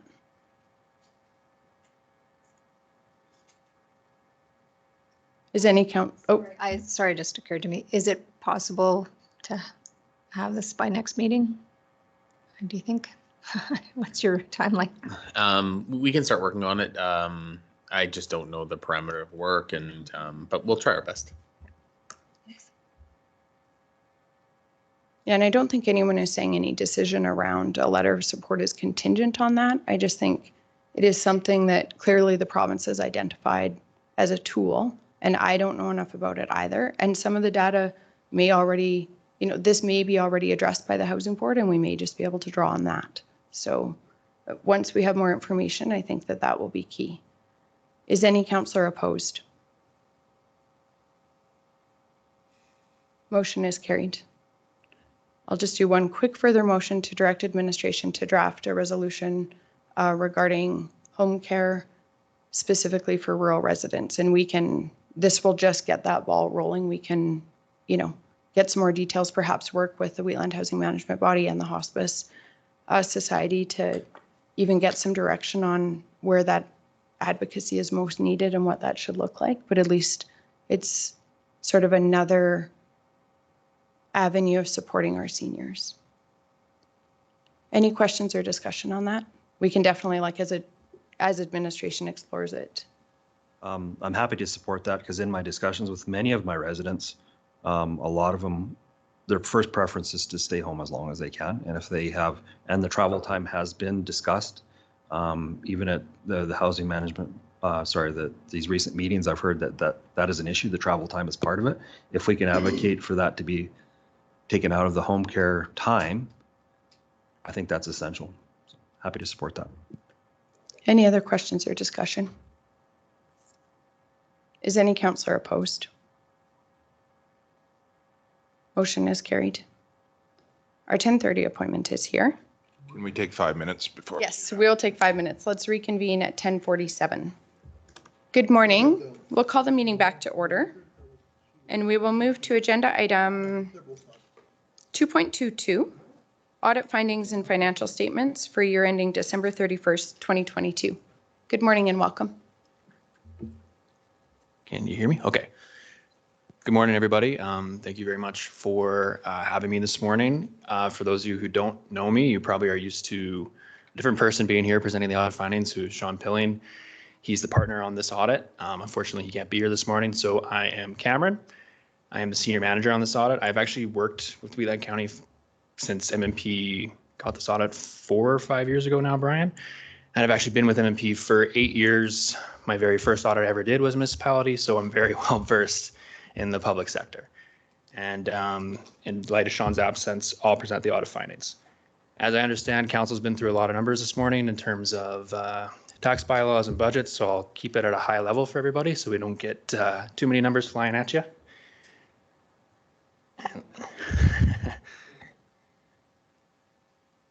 So the audit findings report is a document for council. It is a long report, so I'm not going to go through in depth in every section, but should you want to read it and have any questions, feel free to contact me or Sean at any time. Essentially, there's a large table of contents, so I'm just going to skip to the introduction. So as auditors, we are to report to council and the members of the town the results of the examination of the financial statements. So what is the engagement status? We have substantially completed our audit of the financial statements and prepared to sign off on our audit report. The only thing left to do is to receive a signed letter of management representation, which Brian will sign up today. And then, of course, council's review and approval of the statements today. So we expect to have the above procedures completed today, of course, and then less than the next 30 minutes, something crazy happens. We'll provide an unmodified opinion to the members of the county on the audit, which is the best audit opinion you can get. Essentially means that is a clean audit opinion, to put it into layman's terms. So nothing came to our attention that would lead us to believe the financial statements are misleading or misappropriated or of any sort. So I'll skip down to the significant audit matters. About a month and a half ago, Brian would have brought to you an audit service plan, which essentially outlined what our audit plan was for this year. There was no deviations from this plan. There is an appendix in this document that outlines kind of the steps we took for the audit in terms of processes, how we devise our risk strategy and our testing strategy. So that is an Appendix B. It's great nighttime reading. I would highly recommend it. In terms of difficulties encountered, and this is really just a testament to Brian and his team, there was no significant limitations placed on the scope or timing of our audit. They're excellent to work with. They always provide timely feedback to us, timely information to us. So zero difficulties with respect to fraud and non-compliance. While an audit does not look for fraud, we are always being aware for fraud. So what I mean by does not look, we are not actively seeking it out. You did not engage us to actively seek out fraud. You engaged us to make sure that your financial statements are not materially misstated. But we are always aware that fraud is a risk and there is potential for fraud. So while our audit cannot be relied upon to detect all instances of fraud, there's been no instances of fraud that came to our attention or suspected fraud. Similar with non-compliance with laws and regulations, there's nothing that came to our attention that would suggest any non-compliance with laws and regulations that we believe would have a material effect on the financial statements. With doing an audit as well, and there was a new audit standard that came out this year, which would have been talked about in the audit service plan, we now have to focus heavily on internal controls and their processes. It doesn't mean that we're testing all those controls, but it means that we're gaining an understanding as auditors and going from what's called a cradle to grave. So we look at the initiation of a transaction that goes through your system, goes all the way to the end and how it gets reported in the financial statement. So during this process, we look to see if there's any significant deficiencies that we would want to report to management and to council for either improvements, for areas where we think that it creates a risk. So while our assessment is not intended to conclude on the sufficiency of internal controls, our review did not bring to our attention anything that would be considered a significant deficiency. So once again, speaks to Brian and his team and their processes, very well laid out. Everybody knows their role. There's very good checks and balances in place. So kudos to Brian and his team. In terms of any significant differences. So when we do an audit, we also look for potential significant differences or things that must be adjusted from what may have been previously reported prior to the audit.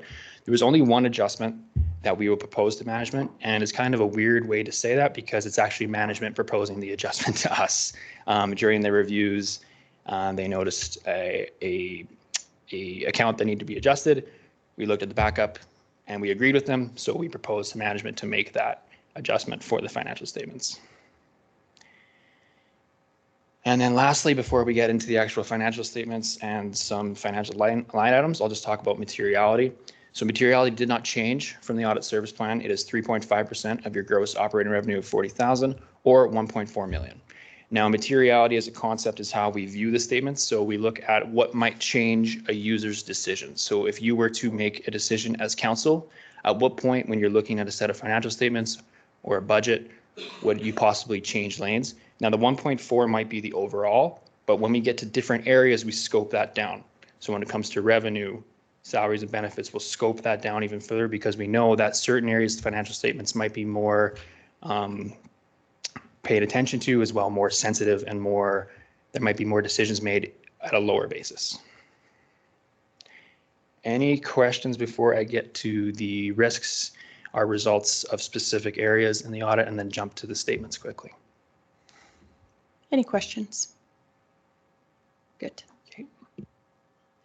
So this was the appendix I was discussing, the audit process, great nighttime reading. I will not go through it for you, but I will discuss the significant risk areas and responses. So this is essentially what you would have saw in the audit service plan where we identified significant risk. Significant risk area is a risk area that we believe either is large enough that if there was an area of concern there, it would change council's decision, or there's a lot of processes that go into it, meaning that the susceptibility to potential misstatement might be higher than other areas. So the significant risk areas that we identified this year were capital assets, inventory, any asset retirement obligations. So that would be any assets the county has where there's an obligation to perhaps clean up a site if it was to be released out of the county's ownership. Your government transfers, both for operations and capital, as well as any deferred revenue and restricted contributions. This ties to government transfers because any government transfer not spent in the current year potentially could be carried over to the next year and be spent in the next year. So we want to make sure that whatever is being carried over is correct so that council can use that money for whatever projects they have. So as you can see on the response to conclusion, there's a constant theme there, and it's no material issues noted. So that means that we've done our audit procedures and there was no issues noted in all those significant sections. So once again, kudos to Brian and his team. And then the other three, I guess, payroll and reserves. I did mention that one item proposed for adjustment, which is, like I said, a bit ironic this year because it's a bit of an unusual one because it was actually provided by management. So it was just an adjustment for payroll. So you can see it up on the screen there. It was an adjustment for a payroll accrual. So essentially setting up, saying that even though our pay run has not happened at the end of the year because of sometimes how the dates work with cutoff and how cash goes, just to make sure that we capture that in the financial statements. So that way your financial statements are set. Now, before I jump to the overall statements, was there any questions on those appendices or the significant risk areas? Awesome. Please give me a moment while I scroll here.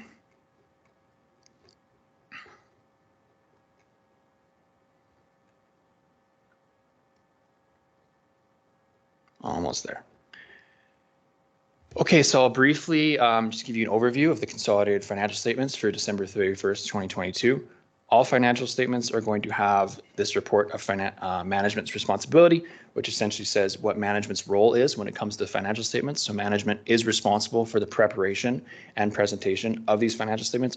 Ultimately, this is the county's information. Management is responsible for preparing that information. As auditors, we come in and audit that information to ensure that there is no material issues. And as discussed at the audit findings level, this is our independent audit report. So this outlines our opinion. And like I said before, it is a unmodified or clean opinion.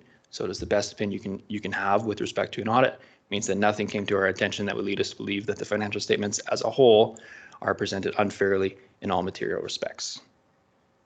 It goes through the responsibilities of management one more time. It adds our auditor's responsibility. So as auditors, we will come in, we'll identify and assess the risk of material misstatement. We're going to obtain an understanding of all the internal controls.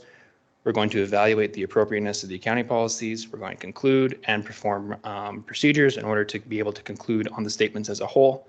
And then lastly, because you are a municipality, there is 2 regulations which the municipality must comply with, and that is the debt limit and then the supplementary accounting principles and standards. So every year, Alberta releases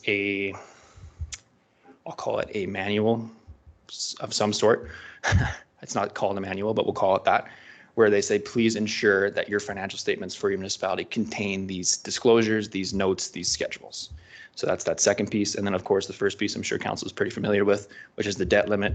Every municipality has a debt limit, which is calculated based on financial data.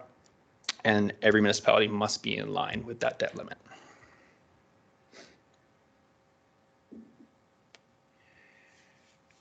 So in terms of your overall financial position, when we look at it, we see a very strong financial position. There's a strong net financial assets. So when you take the sum of your financial assets less your liabilities, you're left with either a net financial asset or a net financial debt. As you can see, the county's is very strong at 63.7 million. It is slightly down from the prior year, and essentially you can chalk that up to the sale of the Muirfield lots that you acquired a few years ago. The Muirfield lots sit as an inventory held for resale on your asset side, and you can see that drop from 7 million to 1 million. So essentially, that's almost your whole drop on your net financial assets, which is also offset by some increases to your assets in the terms of portfolio investments and some receivables. In terms of receivables, there was a jump in receivables, but it's all related to government grants pretty much. So you can see that your receivables jumped from 2 million to 5 million. And this is just a timing. Sometimes the government doesn't always pay their MSI or their federal gas tax grants on time. Sometimes it takes either a statement of financial expenses to be submitted to them or a project to even be complete before they release funds. So this is just all timing. In terms of your non-financial assets, everything stayed pretty consistent.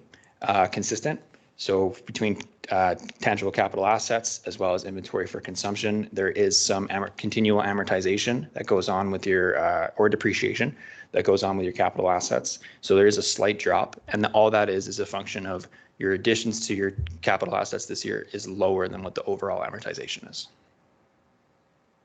So all that leads us to have a accumulated surplus of 300 million. So slight drop from last year.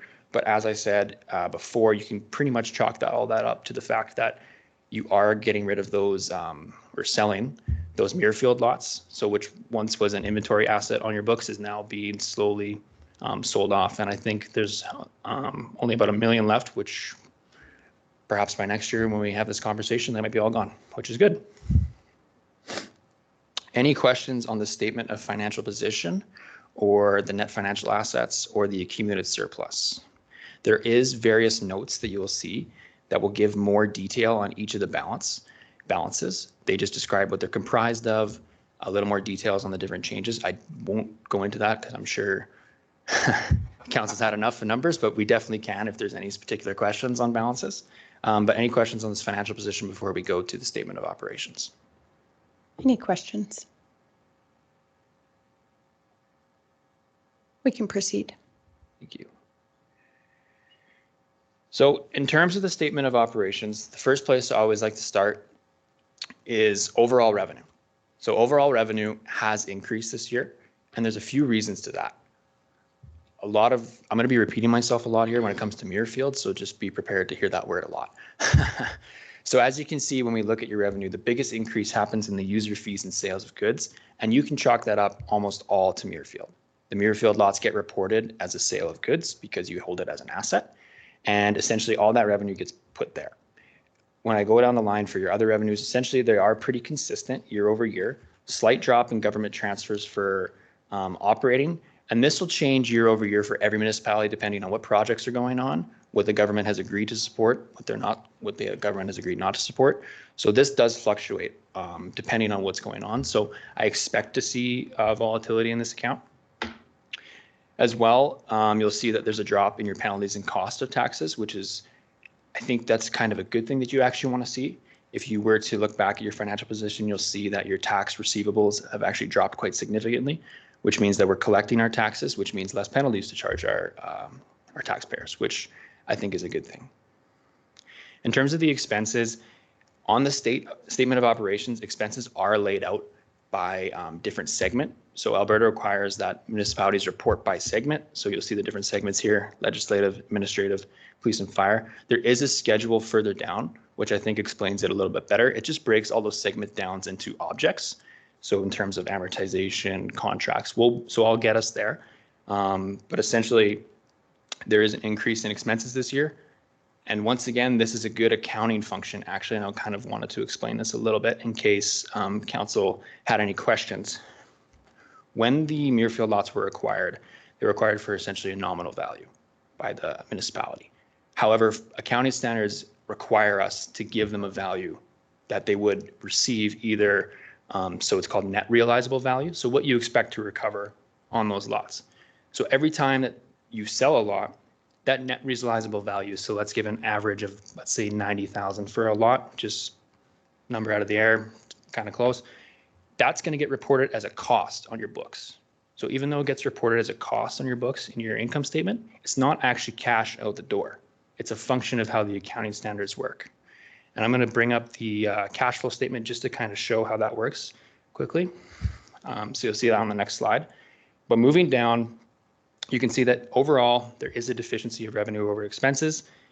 The far left line is your budget. So once again, it's kind of a function of accounting standard presentation versus how cash actually flows in and out.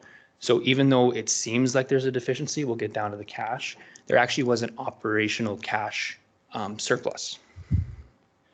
So any questions before I jump to the cash flow statement, just to kind of show that? No? Okay. So I'm going to skip 2 pages here to the statement of cash flows. This likely is a much better picture of the operations from council's perspective in terms of cash in, cash out, just because of some of those accounting standard features that we have. So if we look at that, we can see that, yes, we have that deficiency of 5 million.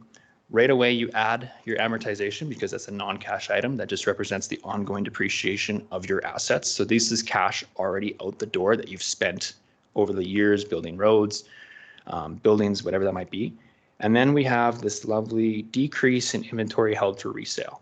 And you can see that it's $6 million. That is your Muirfield lots.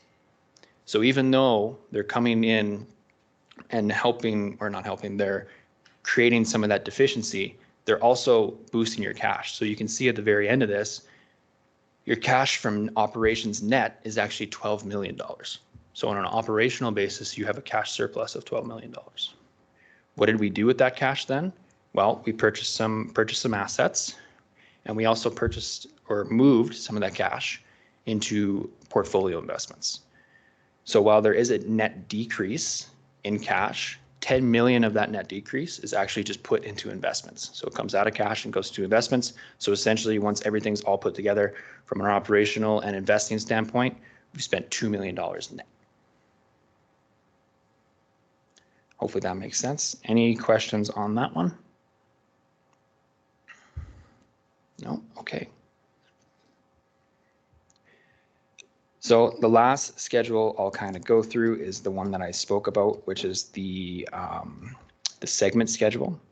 As I mentioned, Alberta requires that you break your expenses down into the different segments. And where is it here?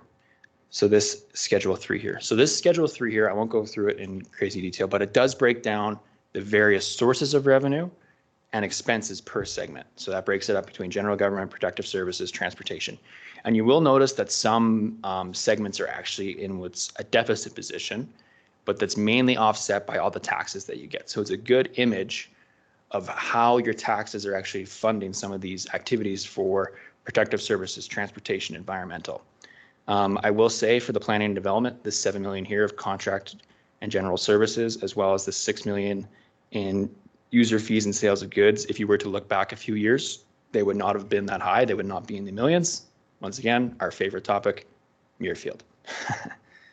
So on a whole, essentially, you can see that the majority of your wages goes to transportation, general government, and environmental, as well as contract and general services. A significant portion of it is going into transportation and environmental, which makes sense. You have your public works, you have your public works working for environmental or transportation needs, as well as protective services. The largest item there is going to be your transfer to other organizations. Of course, that's your police requisitions. And then, of course, transportation has the largest hit of depreciation for capital assets, which makes sense. That's all your roads. That's anything that has to do with the transportation department. So if we take all that and take the different objects, I'm just going to go to one more schedule. My apologies. A lot of scrolling. So if we take all that, you can look at it from a whole here on the expenses by object. So in order to kind of get the full expense picture, you kind of got to jump to 3 different places. Unfortunately, just kind of a function of how the statements work.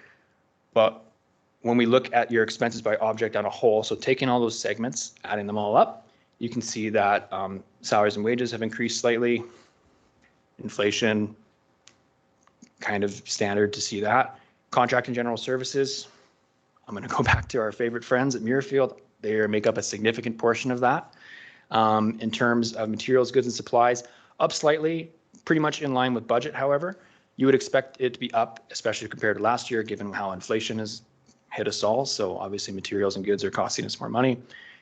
In terms of the other big ones, your transfers to other organizations, there was a slight increase in some of the transfers to other organizations, be it police requisitions or potential that you gave to other boards.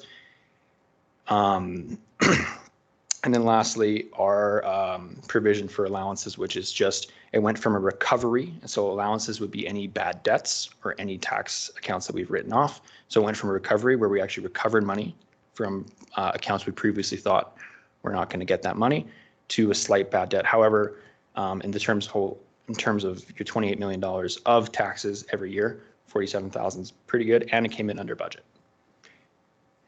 So as a whole, that's a brief overview of financial statements. I can get more detailed in different sections if you would like. I'm trying my best to make sure I don't inundate council with a lot of numbers here, but as a whole, as our audit report states, that we believe the financial statements are presented fairly in all material respects, so we give a clean opinion, and that is your statements for the year, council.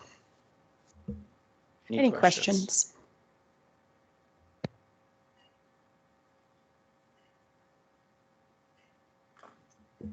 One question that I highlighted when I looked at it, on consolidated statement of change in net financial assets, we had 12 million in 2022, but we had budgeted 21 million. Is that still a function of just projects not going forward in our capital plan or something like that? I'm not sure I understand what that. Could you refer to the exact page, sorry? Page 171.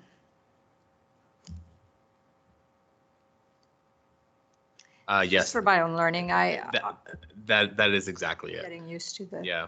Okay. Yep. Perfect. Thank you. It's a good question. Any other questions?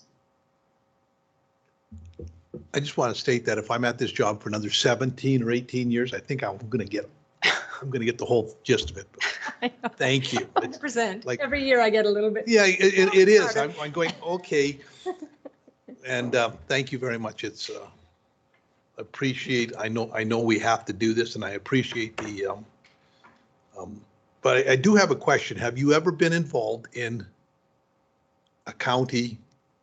Because a financial statement like this, an audit is a snapshot in time. So have you ever been involved in a situation where you've given, a clean Modified opinion? No, a clean report and then it's gone sideways? Because I know it's very possible to do it in the business world, because it is just that snapshot in time, right? And the information you're being fed. So I'm just wondering, it's not that important, but. For personal experience, no, I have not encountered that in municipality world. I have encountered that with other audits for sure. Doesn't mean I haven't heard of it happening, but I think it would take a pretty significant event to change, because obviously we're still talking about materiality, right? So even if there was something that potentially changed, is it material enough to have to change the statements? I think would be the question. But personally, no, but doesn't mean that doesn't happen. Are there any other questions? I am just going to briefly move us into a closed session just with council and the auditor, so that if council has any concerns, they can express them without administration. Administration knows we were going to do this time. And I will just text CAO Henderson when we move out of closed session. So I will move us into closed session. Is any councillor opposed? Motion is carried. Good morning. I actually did not move us out of closed session, but I will. Any councillor opposed? Motion is carried. Just want to reiterate that we did not have any concerns, or I did not have any concerns, but I do think it's part of good governance and due diligence to have an opportunity for council to engage with the auditor without administration present. No concerns were raised during that discussion, and I'm just going to turn it back to the auditor just for a statement that he shared with council, which I think is important for us to recognize. Yeah, so they just asked in terms of the administration team that we work with here, and I just pointed out that of the various audits that I do, in my experience, Brian and his team are very due diligent. They have their stuff together. They're excellent to work with. They know what they're talking about. They know what they're doing, and they're one of the better teams that I get to work with annually when I do my audits. So thank you very much. Kudos to your team. Great to work with. Yeah, and on behalf of council, I would like to thank our administration. I know that this is a huge undertaking every year, and I know the stress that it puts on everybody and the commitment that everybody makes to doing this well. And council is appreciative, and to the audit team as well. We're grateful for your diligence in reviewing our financials, and always very grateful for that. So thank you, and thank you to our administration as well. We do have some recommended motions on page 162. Council's wishes.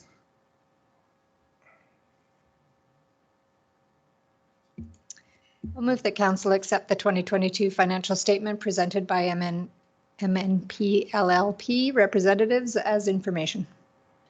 Any questions or discussion? Is any councillor opposed? Motion is carried. I'll move that council approve the audited financial statements for the year ending December 31st, 2022. Any questions or discussion?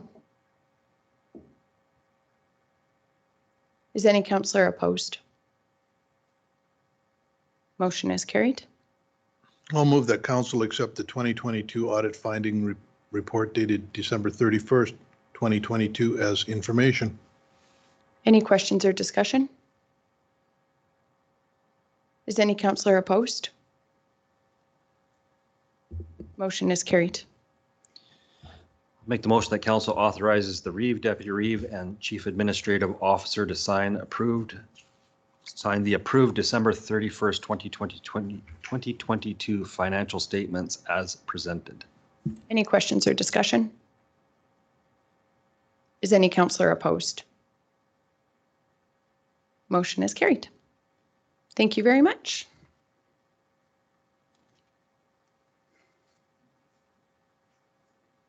Question to administration on agenda item 3.2 Deputy Reeves report. Did we vote on the motion to approve Deputy Reeve Clausen's report? We did? Okay, perfect. Yeah, for sure.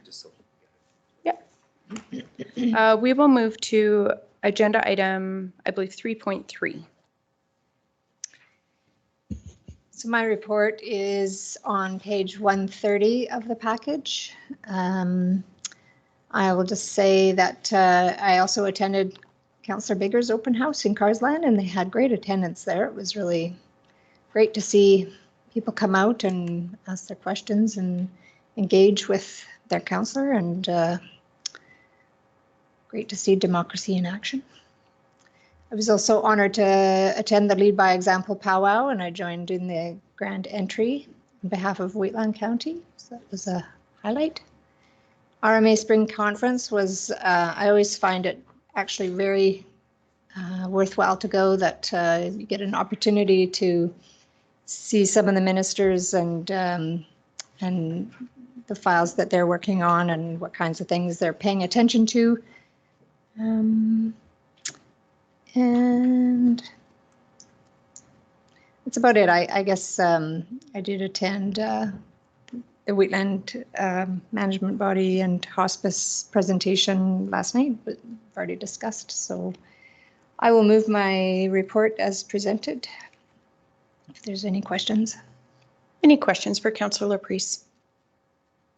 I would echo your comments. I actually meant to mention the powwow as well. It was powerful to be there, and it was, yeah, it was really exciting to be there and to see the culture and the Siksika Nation. Just have an opportunity to chat with some of our neighbors, and also to see all of the dancers, and for the residents that were able to engage in that as well. It was an incredible event. Any other questions or discussion? Is any councillor opposed? Motion is carried. We'll move to 3.4, Division 3 Councillor Report. My report is on page 132. I didn't get the chance to join in the spring RMA, but did miss it. I'll be going to the fall one. The town hall meeting that we had at Carsland, I really do like that format, and the format was more informative.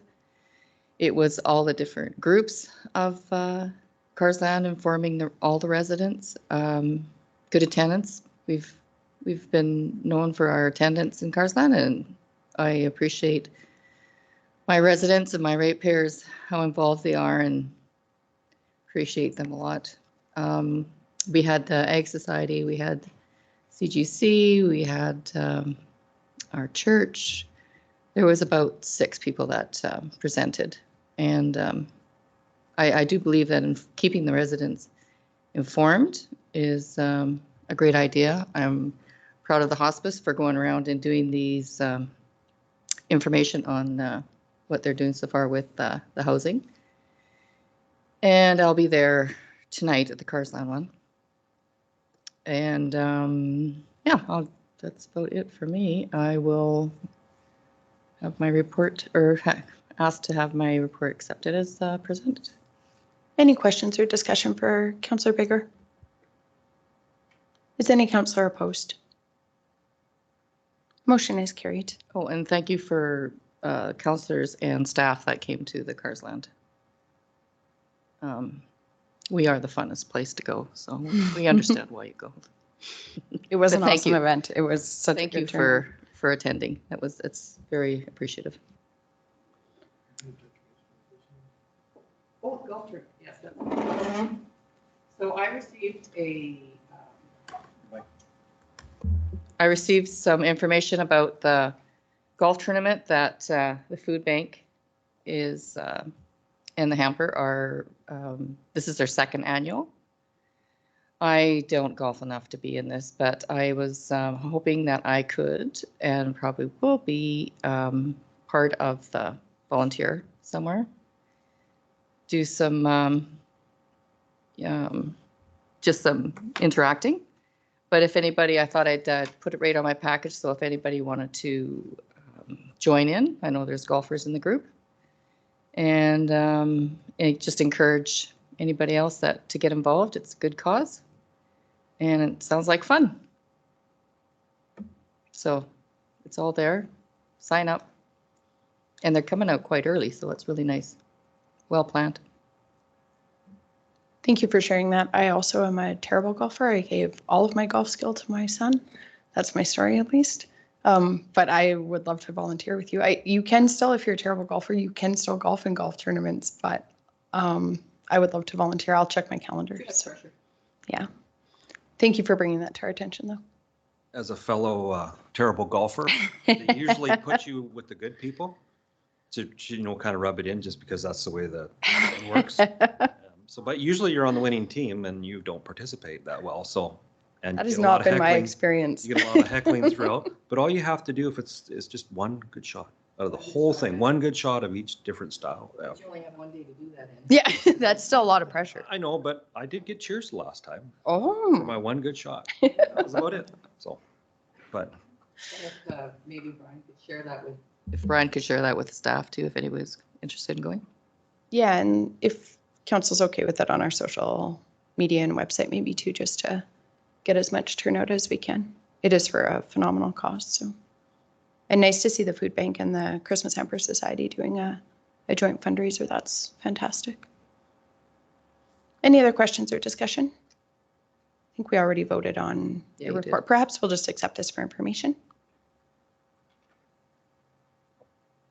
Yeah, we probably don't even need a motion. It was part of the report. Okay, let's move to agenda item 3.5, Division 4 Councillor Report. Yeah, my report is on the server on page 135. I think everything that I did and I attended has been very well covered. So I will, if there are no questions, I will move my report. Any questions or discussion? Is any councillor opposed? Motion is carried. Let's move to 3.6, Division 6 Councillor Report.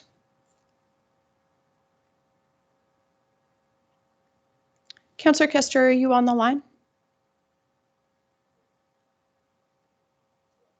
No? Okay. Perhaps we'll just move to agenda item 3.7. Okay, so my report's on page 137. I was gone most of the month, so the only thing I did was the committee of the whole meeting on March 30th. So I'll move my report be accepted as presented. Any questions or discussion for Councillor Laverson? Any councillor opposed? Motion is carried. We'll move to 4.1. Good morning, Council. Brian. Sorry. I don't think my microphone was on. Oh, maybe when that one got turned on, possibly. We just, motion was carried to accept the report as presented, and we are moving to agenda item 4.1. Good morning, Council. Brian from Administration. On page 138 of your agenda package is my monthly report. Anything that I have completed during the month or the team has completed in the month is on page 138 and 139. As always, the council resolution tracker starts on page 141. If there are any questions, please let me know. Thank you. Any questions for CAO Henderson?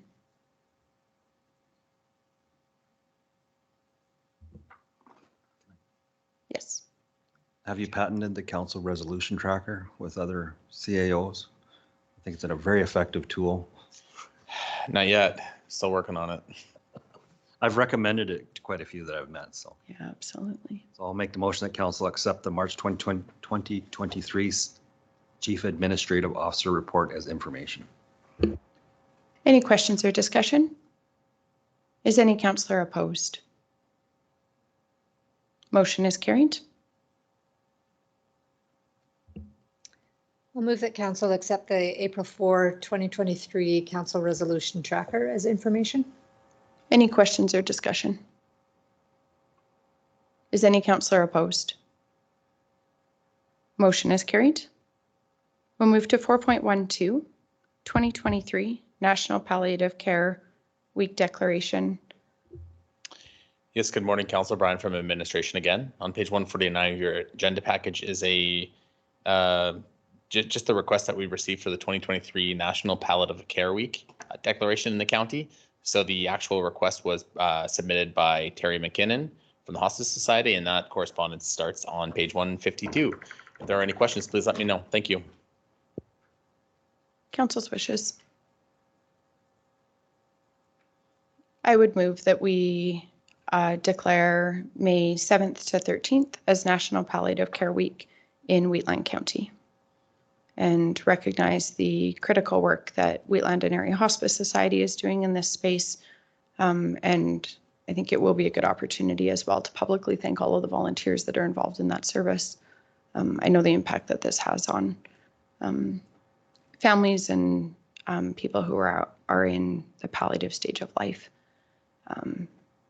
And not just right at the end, but too in that time as people are preparing for that loss. And so I do feel really strongly about this. So I believe the official is National Hospice Palliative Care Week in Canada, but we'll declare that in Wheatland County. Any questions or discussion?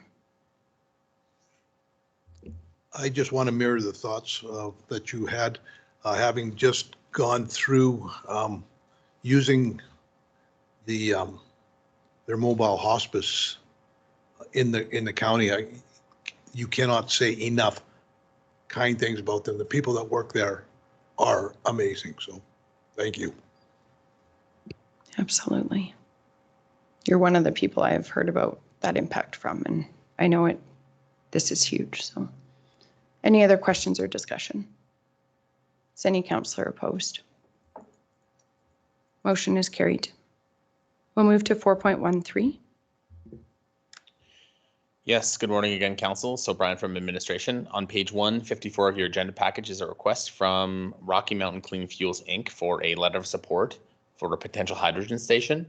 So just so Council is aware, when administration does receive these types of requests, it's very, very important that we or Council words these letters in a fact that it doesn't perceive that a development is going to go forward. So you'll notice on page 159 is the actual letter that administration has prepared on behalf of Council. So the reason it is prepared this certain way is that Council hasn't considered a hydrogen fueling station. However, a conclusion can be drawn that Council does support hydrogen in that sort of development within the county as per the hydrogen development strategy within the county.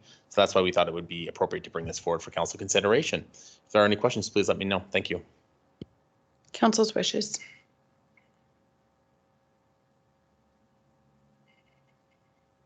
I'll move that council authorize the REEB to sign a letter of support for Rocky Mountain Clean Fuels, Inc. Any questions or discussion? Is any councillor opposed? Motion is carried. We'll move to agenda item 4.21.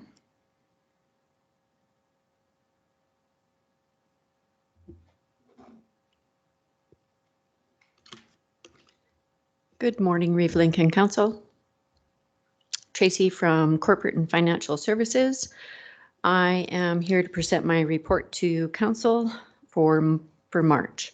First of all, I want to inform you that our Manager of Information Services, Corey Adamson, received an invitation from the Minister of Culture to receive the Queen Elizabeth Platinum Jubilee Medal on March 17th.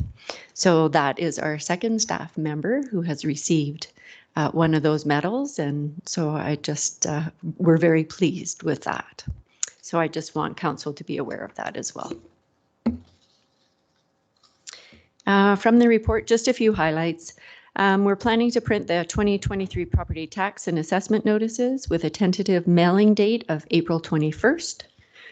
We have mailed out residential requests for information, RRFIs, to Eagle Lake, Namaka, thank you, Nightingale.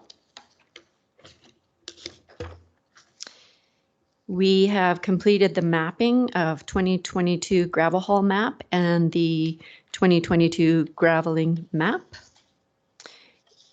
And we have held meetings to develop a list of minimum maintenance tasks for the wastewater transfer sites so that we could share this information with the Maintenance Management Joint Working Group that the county joined with other municipalities. And we just added an update on the website regarding the broadband project, and it's on track and progress continues. And that's all for my report. Any questions? Any questions for GM Buteau?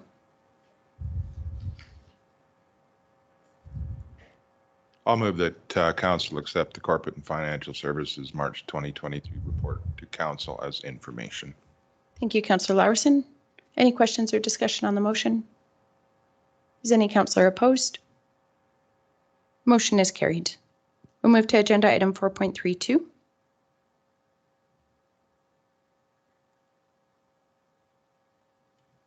Or sorry, 4.31. Oh no, sorry. Yes, 4.31. My apologies.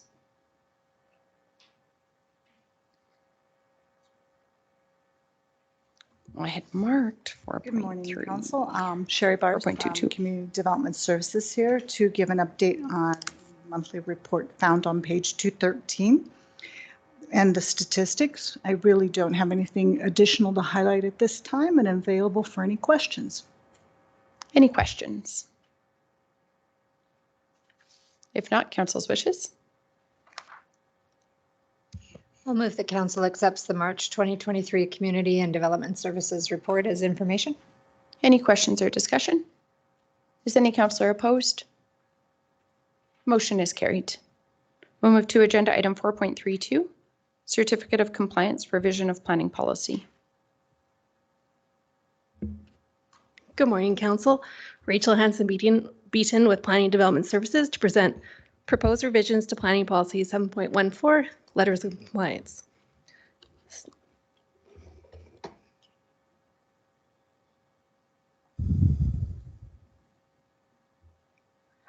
Staff are recommending several revisions to Planning Policy 7.14, Letters of Compliance.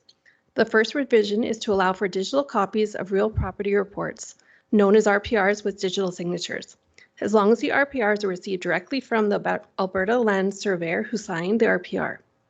Recent changes to the Alberta Land Surveyor's Manual of Standard Practice have made it possible to now accept digital copies, as this had not been possible in the past. The second revision that staff are proposing is to accept statutory declarations for RPRs that are older than 2 years but less than 5 years for an extended time frame. Allowing statutory declarations that state that RPR is accurate and that no changes have been made to the property since the survey was completed will help the residents save in fees and time. The other minor revisions recommended are to update the wording from development officer throughout the policy to development officer or designate, updating the department name and a few other minor spelling updates.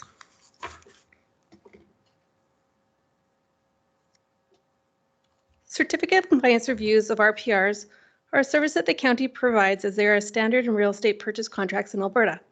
As per the Real Estate Council of Alberta, it is a requirement to disclose To all buyers, all material latent defects affecting the property known to the licensee. Certificate of compliance reviews of RPRs fall under this statement. They indicate if a property either complies or does not comply with the regulations of the current land use bylaw with respect to setbacks and confirming if valid development permits are in place with the use of the property or improvements shown on the RPR.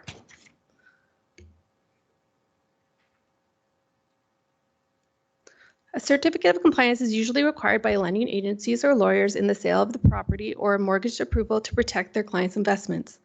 Standard real estate purchase contracts are often require the seller to obtain compliance certificate. This is not a legislative requirement, but rather a service provided by Wheatland County. The county does not require you to get a compliance certificate and will not intervene in private transactions. When a compliance certificate application is received, a physical copy of the RPR must be either mailed to the county office or dropped off at the front reception desk. Due to Time of Canada Post Services and the county's hours of operation, this can become an obstacle for residents. Recently, the Alberta Land Surveyors updated their standard of practice to allow for digital signatures. This allowed municipalities to accept digital copies of RPRs with digital signatures. The county is now able to update the policy to reflect these changes. Staff is also proposing to update this policy to allow for copies of RPRs that are older than 2 years but less than 5 years old, with a signed statutory declaration that states that the RPR is accurate and no changes have been made to the property since the survey was completed. As RPRs do not expire, this revision will help residents save in surveyor fees. Commissioners of oaths can run anywhere from $20 and up, where surveyors charge anywhere from $750 to $2,000 for RPRs. The proposed revisions of Planning Policy Section 7.14, Certificate of Compliance, will support the strategic plan under Pillar 2, Sustainable Organization. By streamlining the RPR process, it will reduce impact on staff resources and will help residents save in surveyor fees and time. As our Certificate of Compliance applications will soon only be stored digitally, this will help streamline the internal process of handling letter of compliance applications.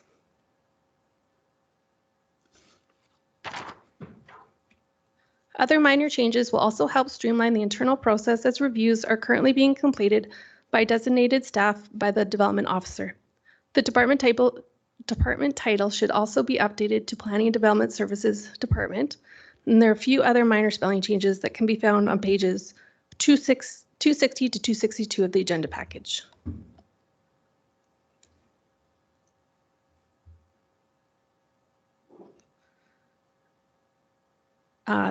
Thank you. This concludes my presentation. I'm available for questions. The 3 standard response options for council to consider are found on page 249 of the agenda package. Any questions regarding the information? Council's wishes. I think it's a great idea. I love the idea of streamlining the process and also making it more affordable for residents to do the electronic submission. And I agree, it's a difficulty between land titles office, our office hours, and people that work. It's always, I've heard stories where it's taken a really long time to get that part accomplished. So I will move that council approve the revised planning policy section 7.14 certificate of compliance. Any questions or discussion?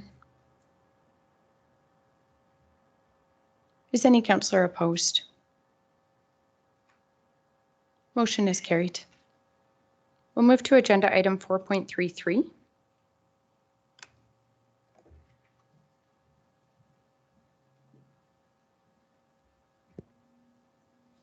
Good morning. Good morning.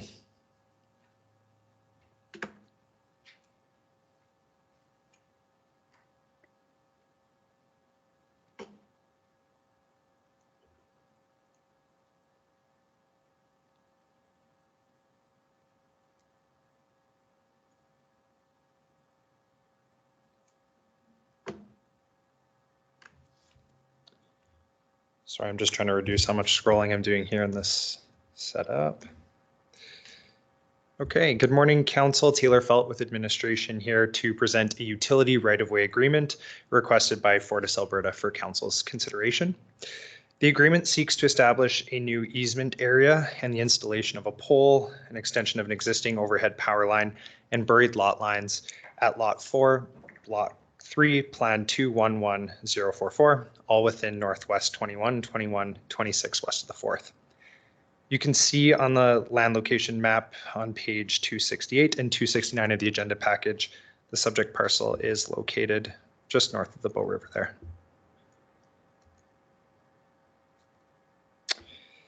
Portions of the proposed easement area, existing poles, and the overhead lines are located with an environmental reserve easement registered on the parcel. The reserve area was established by the Municipal Government Board in 2018 to ensure the integrity of the slope was maintained and that there was an adequate buffer from the Bow River.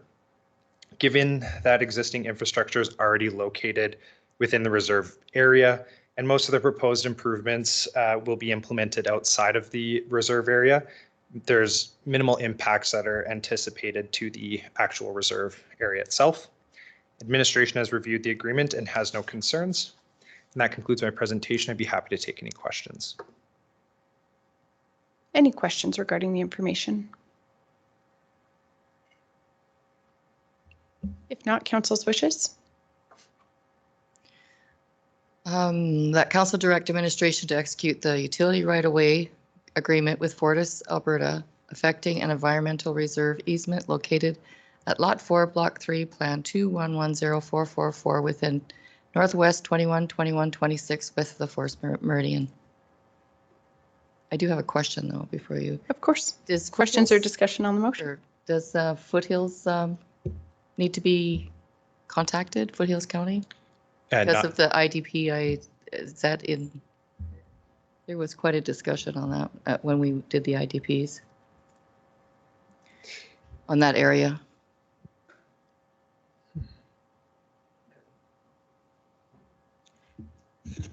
Through the Reeve to Council, I don't believe so. This is an easement agreement for Fortis to have access through someone's property, and then it needs to be signed by the county as we have an interest in the parcel. So then would it be, I'm just trying to think. Is there a development permit on the parcel that's getting serviced? It's through the Reeve to Council. This is an approved subdivision that was done a while ago. He had to do road upgrades and he had to register. So everything's registered. I don't believe he's actually, I think I'll leave it to Taylor to update why Fortis is putting it in, but I don't believe it's to service just this lot. It's actually to do some other infrastructure that Fortis is doing in the area. Through the Reeve, I'm just going to move up to the actual plan area that Fortis provided here. The infrastructure that you see, I'll just zoom in here, in green is existing. So that's this portion here, which this piece is what's within the easement area.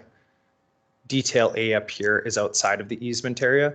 You can see this red pole or this red dot here is a new pole being proposed, an extension of the line here, an extension of the buried line here. So that's all outside of the environmental reserve easement area. So just a very small portion, it's actually almost undetectable on detail B here, will be impacting the registered easement area, if that helps. And through to council to clarify, there is not a development permit for a dwelling at this time. It was just that this applicant he's not part of this process of putting in the infrastructure, but he does have the intent to eventually develop that parcel or sell it.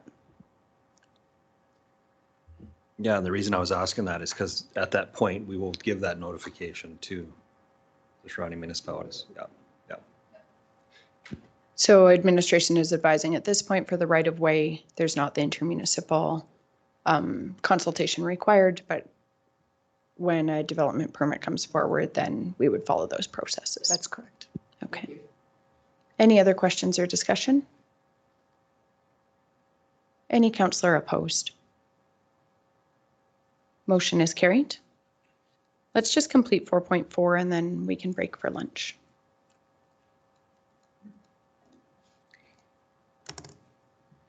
Taylor Felt here again with a utility right-of-way agreement requested by Fortis for council's consideration.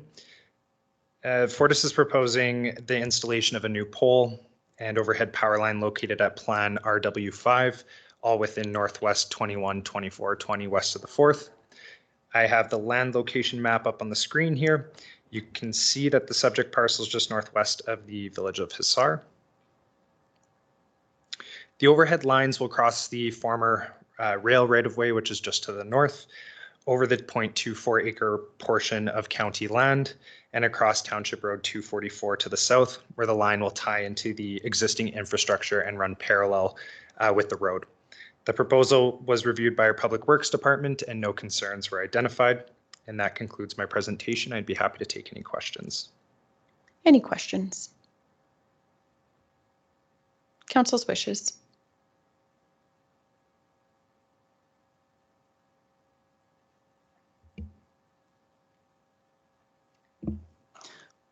I'll make the motion that council direct administration to execute the utility right-of-way agreement with Fortis Alberta, Inc., affecting county lands located at Plan RW5 within Northwest 21, 24, 20 west of the 4th.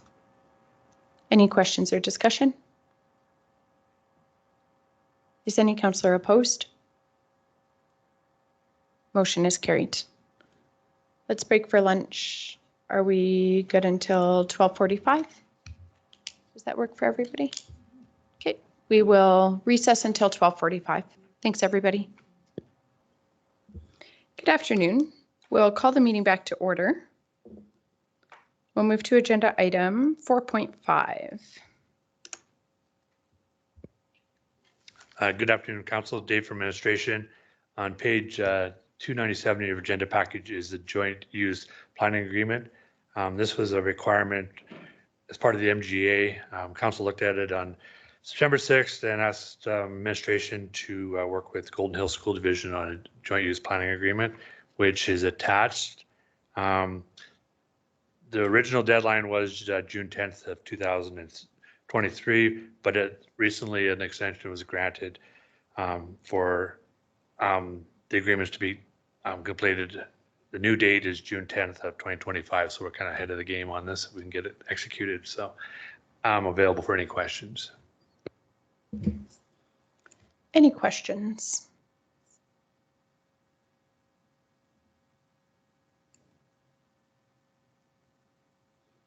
If no questions. Sorry, I'm just trying to catch up here. I was Yeah, of course. distracted by something. So I noticed on, page 305, there's no joint use space available clause. And didn't we have an agreement with the Wheatland Crossing School that there would be a facility for the public to use the weight room or something? Yes, it's covered off in another clause with the Golden Hills is policy around that.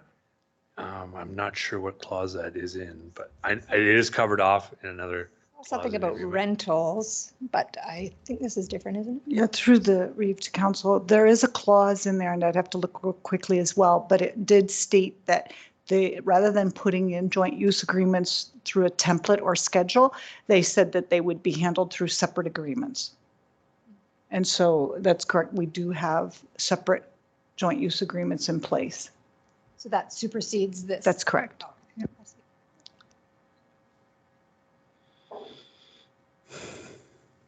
Any other questions on the proposed agreement? I don't know how to bring this up, but so in the joint use agreements, and we've got a joint use agreement with Golden Hills. And I don't know where this fits in, but there's a theater that is in Golden, that is at the high school, that I know outside interests, like my residents, would like to have the ability to access that. But because of the way that the school ties up, like there's sort of a joint use agreement, but there's no possible way because the school's got first choice, first dibs on everything. So I'm just wondering how do you go about addressing that? Like, because that has to be looked into because we are a funder, I think. Like if we've got an agreement with.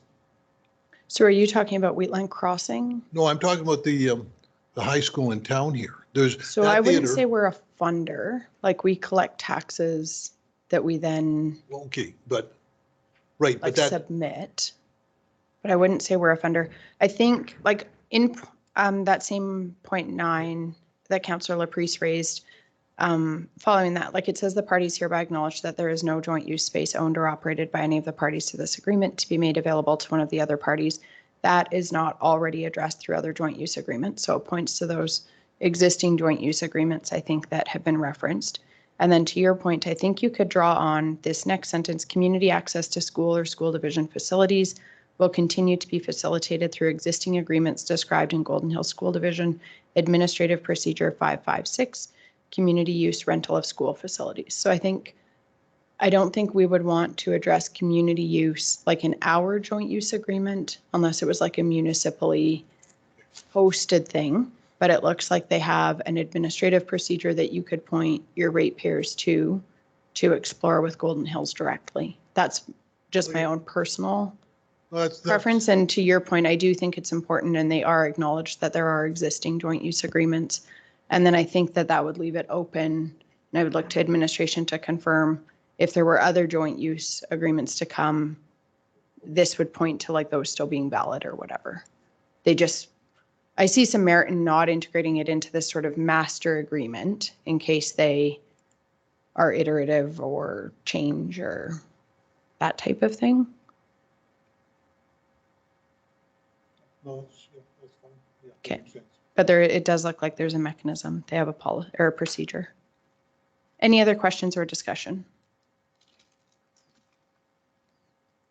I'll move that council accept the Wheatland County and Golden Hills School Division Joint Use Planning Agreement as prescribed by Section 670.1 Sub 1 of the Municipal Government Act and direct the Reeve and Chief Administrative Officer to sign the agreement. Any questions or discussion on the motion?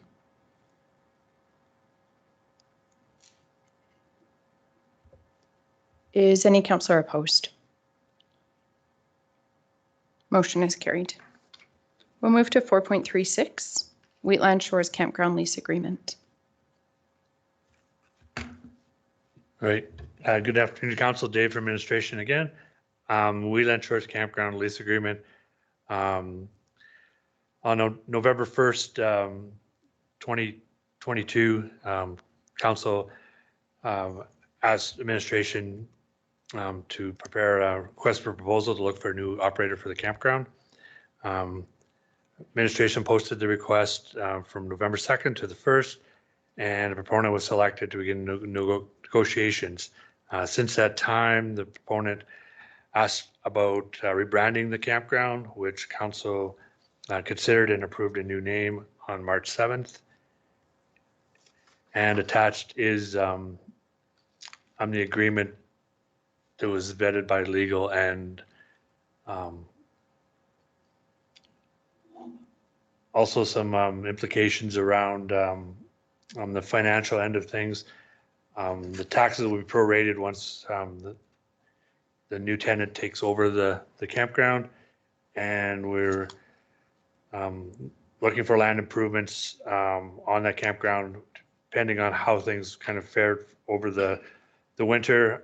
Inspections on the washrooms to determine if they meet health and safety, and any repairs to those facilities. The startup repairs to any infrastructure that's required. The removal of the mobile home and replacement of fire pits and campground signage and picnic tables.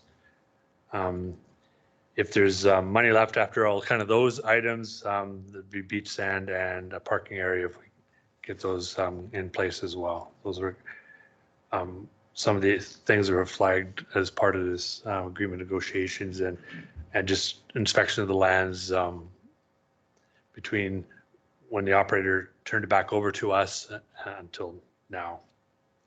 And I'm available for any questions. Any questions regarding the proposed agreement?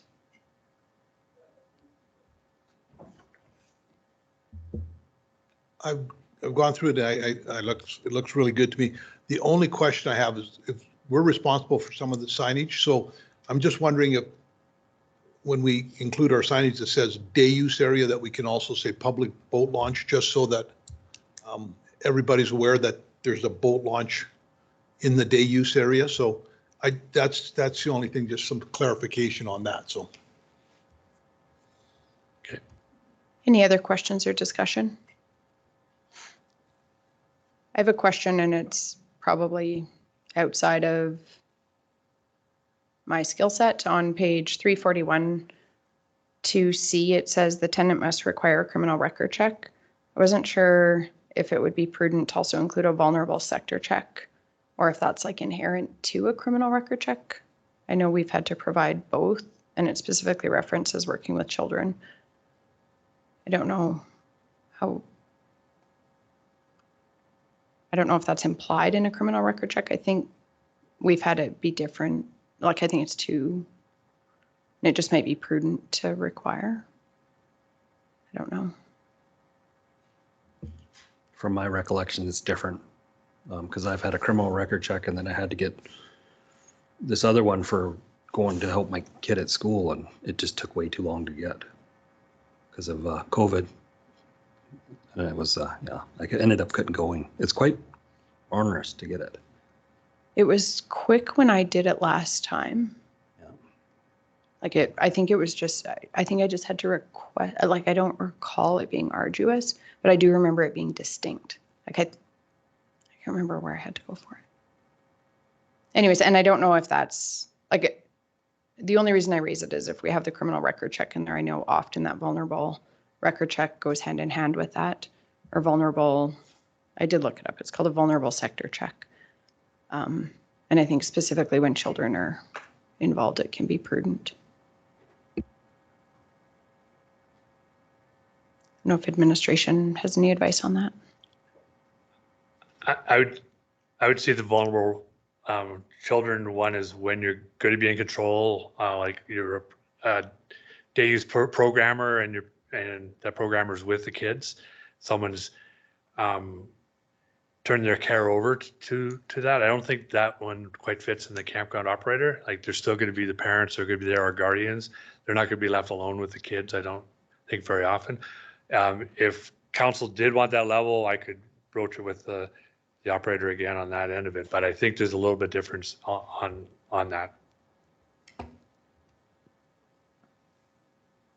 So would you know that if they were to have like day camps or something like that at the facility, would that be covered under the insurance for them to have, or for them to be qualified to have day camps?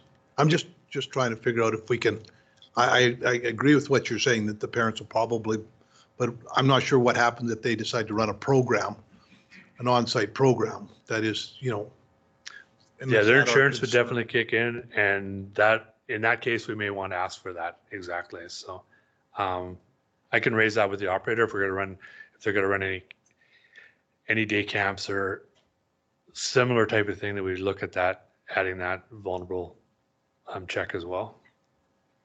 Would it be possible to approve it with, as presented, with the caveat that administration would just check if a vulnerable sector check would be like prudent to include, and then you wouldn't have to bring it? I just recognize timing too for the proponent, that we want to action this as soon as possible. Could we approve it as presented and then have administration check, and if it was advisable to integrate that, council could perhaps include that in the motion and then it could be included? Is that, from a process perspective, acceptable?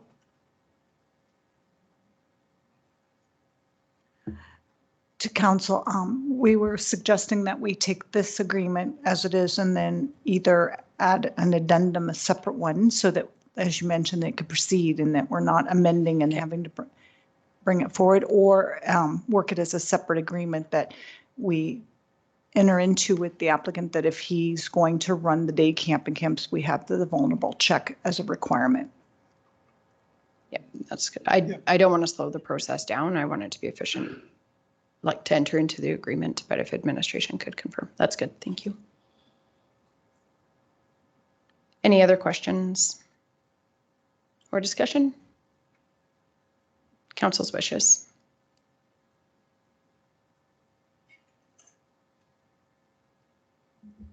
I'll move that council approve the Wheatland Shores Campground lease agreement with Rocking R Guest Ranch for their use of the lands located at 234036 Range Road 243 and direct the Reeve and Chief Administrative Officer to sign the agreement. Any questions or discussion on the motion? Is any councillor opposed? Motion is carried.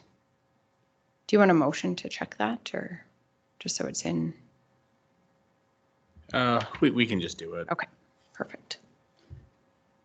Let's move to agenda item 4.37. Dave for administration, on page 349 of your council agenda, there's the Wheatland Wind Community Benefits funding allocations.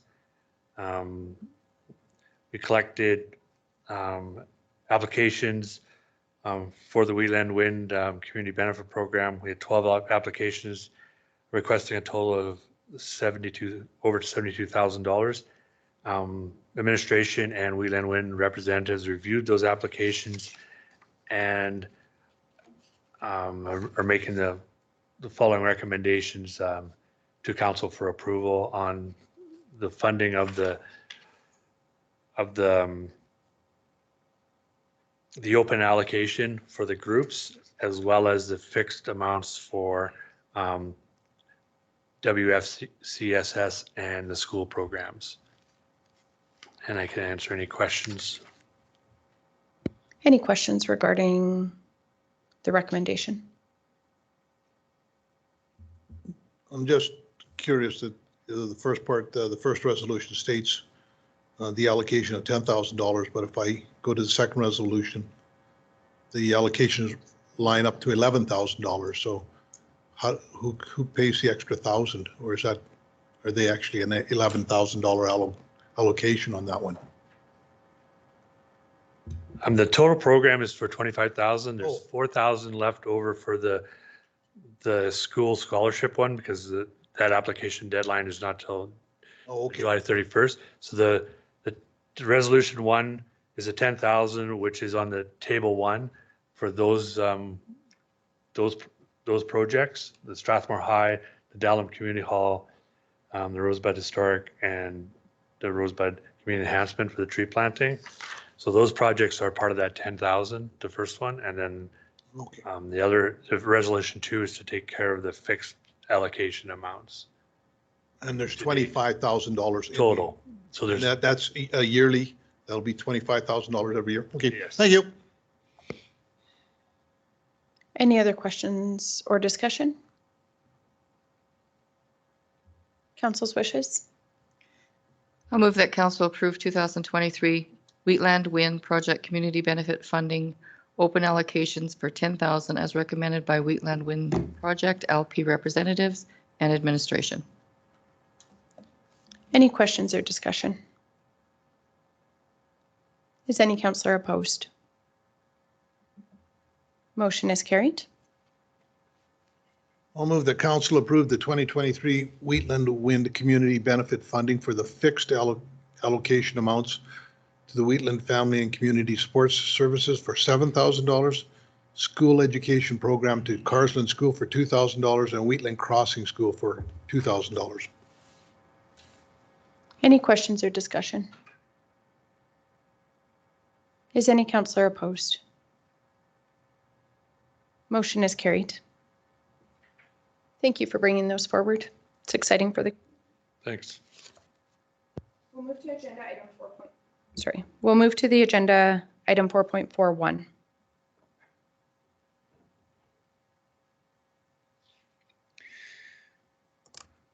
Good afternoon, Council. Brad Bullock presenting the Transportation and Agriculture Department report for March. Just on page 253 of the agenda, starting out, the bridge size culvert replacement. So this is an unregistered bridge. That project has been completed, located on Range Road 244 between Township 262 and 264.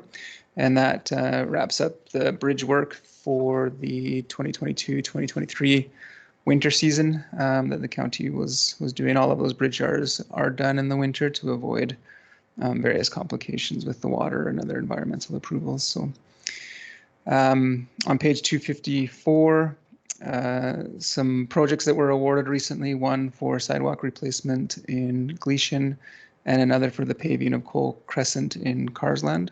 So both of those are just scheduling those with the construction contractor now to get the exact dates for the details of the project kickoff and timing of those. And administration will advise council on the exact dates. Those projects will be completed once they're known.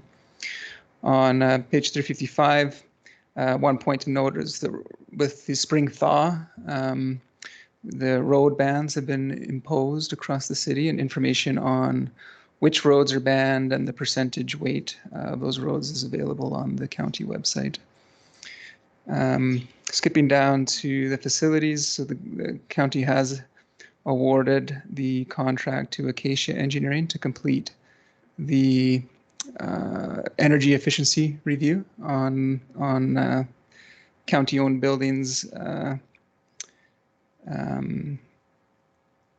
Excuse me. And so we're just in the process of gathering some information for that company to begin that review.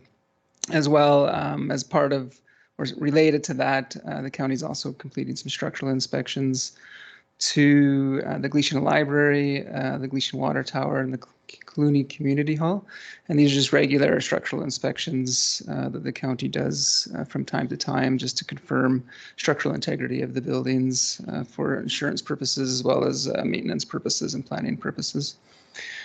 Under the project management, the county is negotiating with McElhaney Engineering currently to look at updates to the county's engineering standards. It was identified that there are a number of standards there that has been a while since they've been updated, so that are needed to be updated as well as added for development purposes within the communities and industrial areas. And the Shawd Broadband project is also underway and continues to be underway. On page 356 is the report for the agriculture environment team. And so at the top, there's some statistics related to the work done by that team. The mower assembly unit has been ordered for the county and is expected delivery in June, as well as there's an ASB truck on order that's still delayed, but is on its way. And then at the bottom, some of the programs and events offered related to agriculture and environment through the county are noted. Some of the ones that are upcoming and as well as recent events that have occurred. And that concludes the report, and I'm here for any questions. Any questions regarding the report? If not, council's wishes.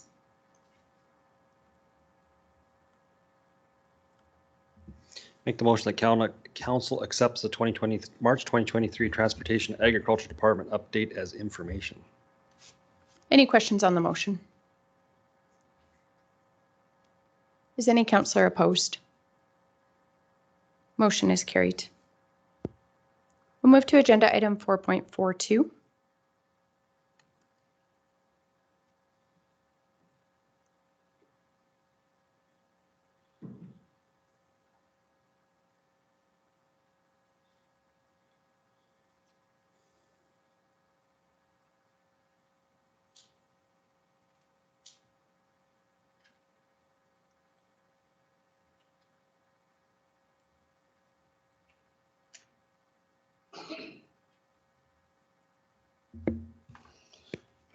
Good afternoon, Council. Bryce Mackin, Manager of Technical Services, presenting the Shaw Municipal Access Agreement Extension. Wheatland County and Shaw Cable Systems are partnering to bring broadband connectivity to West Highway 1 and Goldfinch industrial areas. Through this project, it was identified that the current municipal access agreement between the county and Shaw is expiring on May 31st, 2023. The municipal access agreement is a result of a proceeding in which the Canadian Radio, Television and Telecommunications Commission released a decision and set out the terms and conditions for this MAA.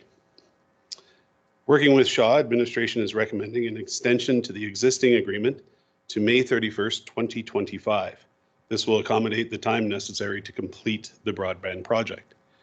And that's my presentation. I'm available for any questions. Any questions regarding the proposed extension agreement? If not, council's wishes. Looks pretty straightforward to me. I'll move that council authorize the Reeve and Chief Administrative Officer to sign the extension agreement for the municipal access agreement with Shaw Cable Systems Limited. Councillor Laprise has moved. Any questions or discussion?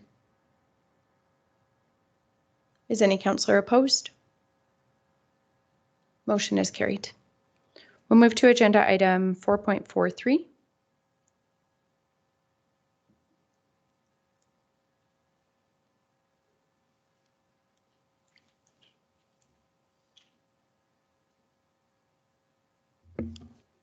Good afternoon again. It's Bryce Mackin, Manager of Technical Services, presenting West Highway 1 Industrial ASP Water Servicing Options. Recently, McElhaney Limited completed a West Side Servicing Study. January 26, 2023 was the first revision of that report. The report has been updated on March 15, 2023 to reflect new information and additional servicing options. It is anticipated that the study will continue to evolve as new potential opportunities are identified and as existing identified opportunities are further explored. The purpose of the study was to investigate and review potential water and wastewater servicing opportunities in the study area to identify cost-effective and sustainable solutions for delivering services within the West Side Servicing Project boundaries. This report, administration is focusing on water sourcing options for West Highway 1 and the Hamlet of Cheadle area structure plans. West Highway 1 ASP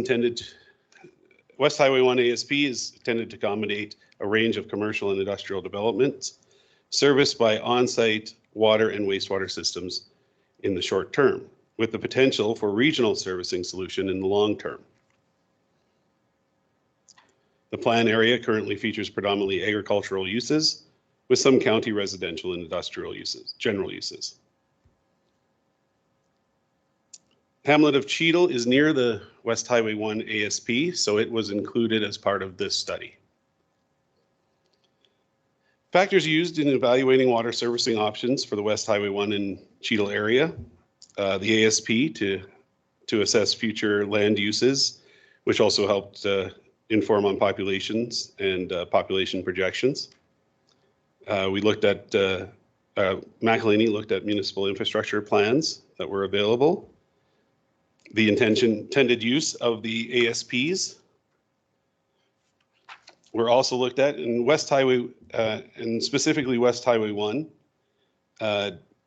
as it was not intended for residential use. They used and they calculated potential population or comparative population based on the water volumes required for that area.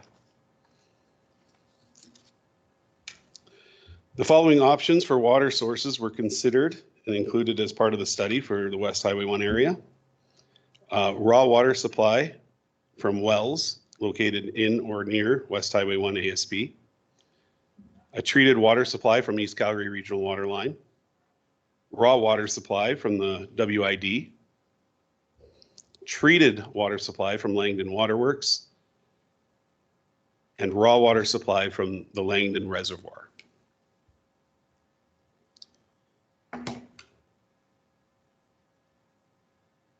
Just going to scroll down to some maps and figures that should help explain these a little better.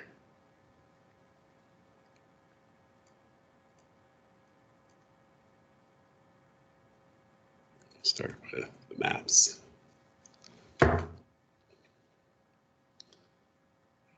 So in this figure, this is a map identifying a high-level concept of servicing the West Highway 1 area in Cheadle from raw water wells, either within or around West Highway 1 ASP.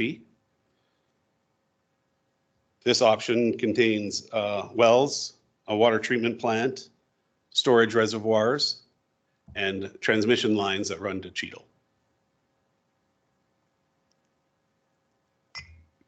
The next option here is a treated water supply from the East Calgary Regional Water Line.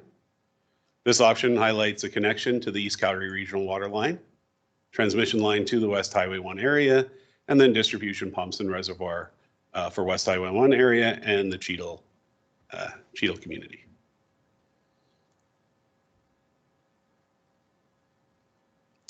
The third option on the list is servicing the West Highway 1 area from the Western Irrigation District Canal System.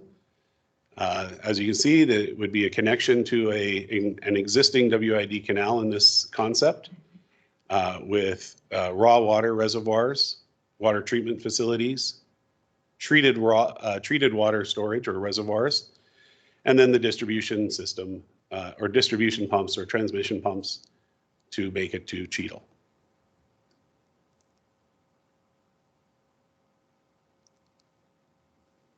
Option 4 of 5. This option would be a connection to an existing waterworks system in Langdon. A transmission line would be connected from Langdon to the West Highway 1 area. In West Highway 1, there would be treated water reservoirs as well as distribution pumps in that location. And again, as per all the other options, a transmission line to Cheadle.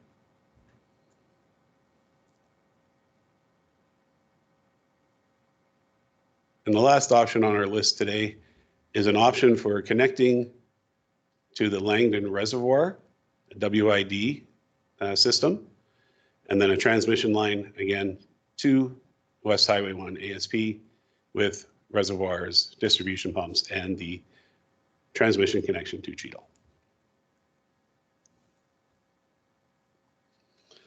All 5 of these options were identified in the West Side Servicing Study and are being currently and ever evolving and reviewed by administration and McElhaney.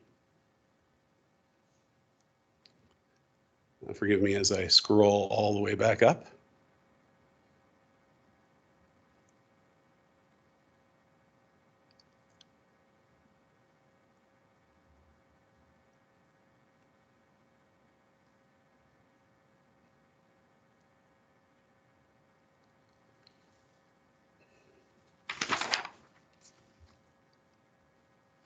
So looking at each of those options, administration looked at potential infrastructure funding framework options.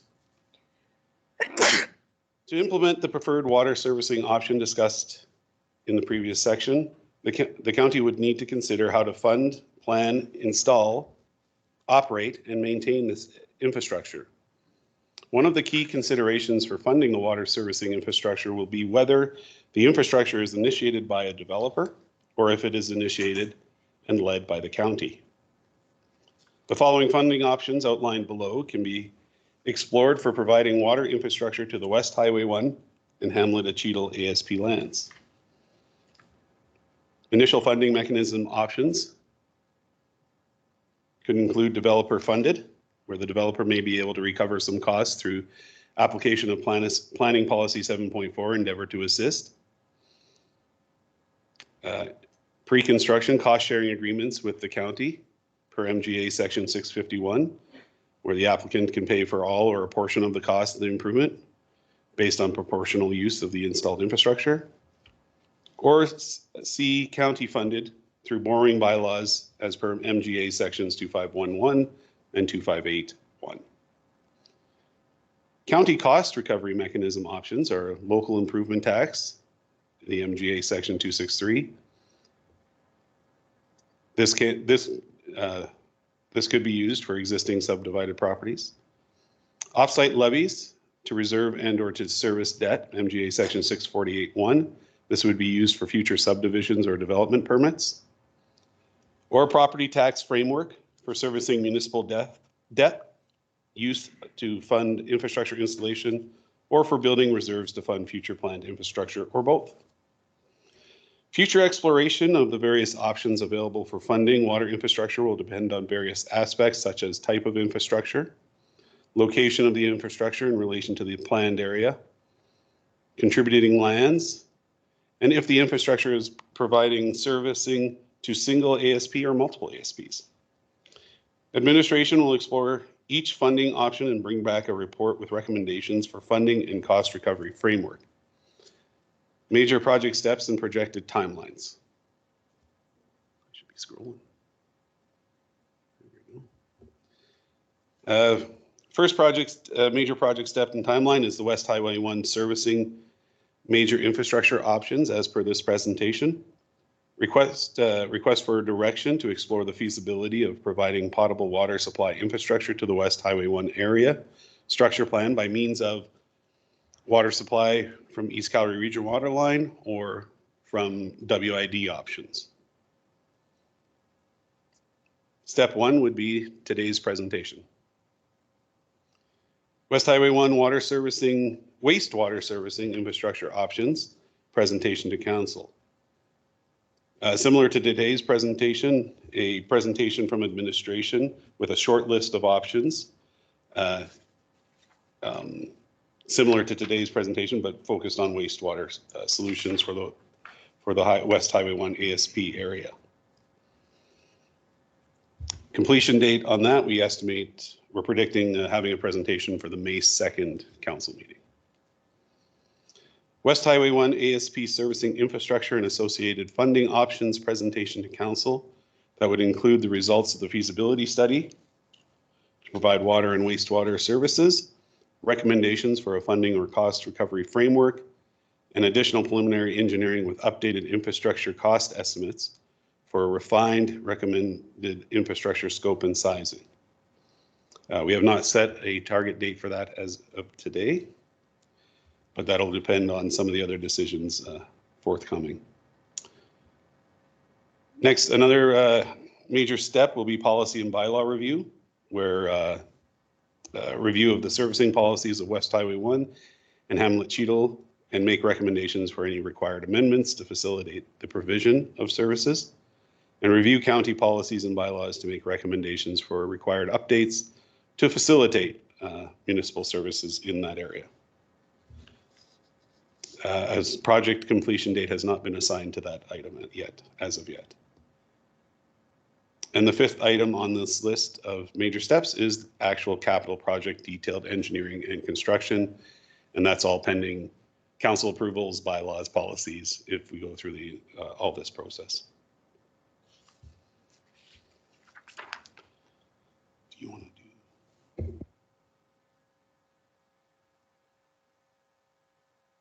Okay, sorry.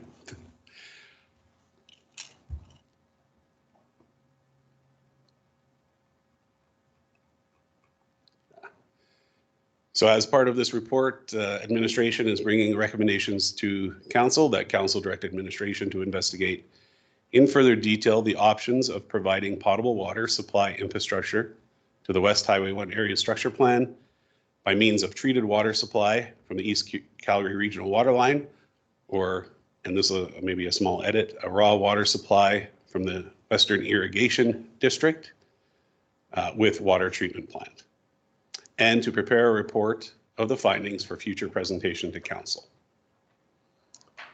That is my presentation, and we are here for any questions. Questions regarding the report or the recommendations? Councillor Larson. So just a couple of questions, Bryce. Do you have, and a swag is fine, of what this is going to cost? And then what are the odds that it would be that we could push this onto the developers to pay for? Well, I'll answer the first part of that question. So as far as costs go, as I mentioned, the county is continuing to work with McElhaney But I will give a very rough, high level very rough. scope of $50 to $100 million. Right. Lots of for money. water servicing only. We still are going through the wastewater options, which would be part of the follow-up.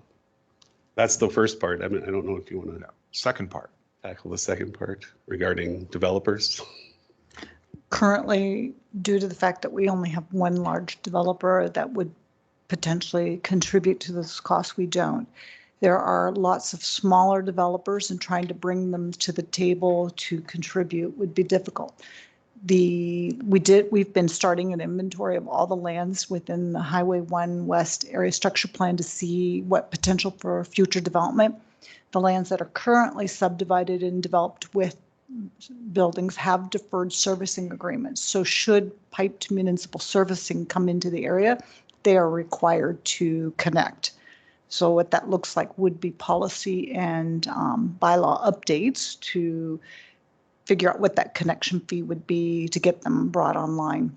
Right. So right now it would be, to entertain that, it would have to look at and this is something we have discussed about doing a feasibility study for market demand, because we had one done when the Goldfinch Industrial Area Structure Plan was first drafted, and it showed the industrial demand, which is also regionally, because we have to look at the other lands in Calgary, Rocky View, Chestermere. So, and the demand and absorption rate is what we'd have to look at for highway commercial lands. And one of the things that does promote it is having servicing available. Right. It changes it. But we are investigating the cost of whether it would be worthwhile to go into that to see what the absorption rate would be and how long it would take to recover costs. Yeah, because basically, if I'm understanding both of you right, we don't have enough developers now to make this. So this is going to have to be county funded to the tune of $50 to plus million, which would be like the entire cost of the new Wheatland Lodge. So I'm just, how are we going to get this money back is my question. If we don't have the people there, I mean, and this isn't even covering wastewater, the ratepayers are going to end up paying for this for what is kind of my question. So how do we, and it's not an accusation against any of you. It's just a question we need to know is, at the end of the day, who's paying for this?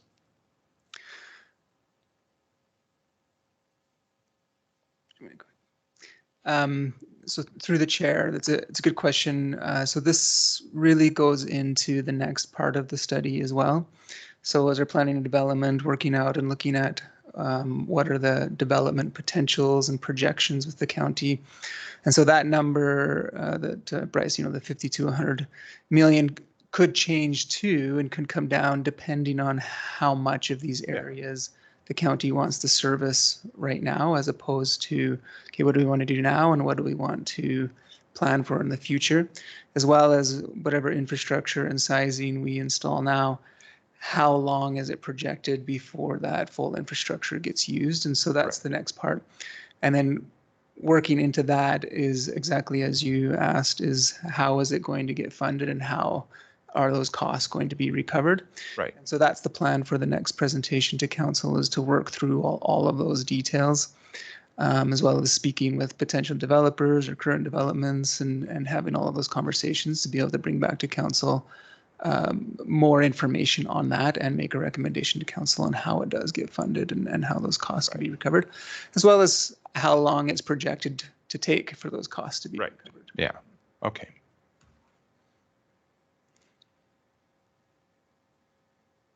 Yeah, and I think just to add my 2 cents, I don't want to conflate like different potential expenses to the county. I think we've all, I think there's been some pretty good understanding of the potential increase to assessment that could happen if our industrial parks have development happen in them. We've heard like hundreds of millions of dollars of assessment, which relative to, I believe our total assessment is around $4 billion right now. So if we're looking at adding sort of $1 billion of assessment, obviously that's a significant amount of tax money. philosophically, I think it is important that development pay for development, but we do have the disadvantage of not having had strategic investment into those industrial areas to have servicing available to facilitate that development. So obviously this will need to be a very calculated, just like anything we're considering, we have to consider all of the factors, all of the potential implications. I have heard reference to, one potential development with around 1,500 jobs, another with around 200 jobs. The conversations that we've had have always been about phasing this and doing it in a, sort of a very strategic phasing to control some of those costs and that risk that is involved with that strategic investment into infrastructure. And then two, I think just it's not lost on me the importance to diversify our economy when we're looking at sort of the total scale of our current revenue that relies on essentially one industry and one sector, and just some of the global pressures that we see that are global and maybe federal pressures that are outside of our control as a municipal government.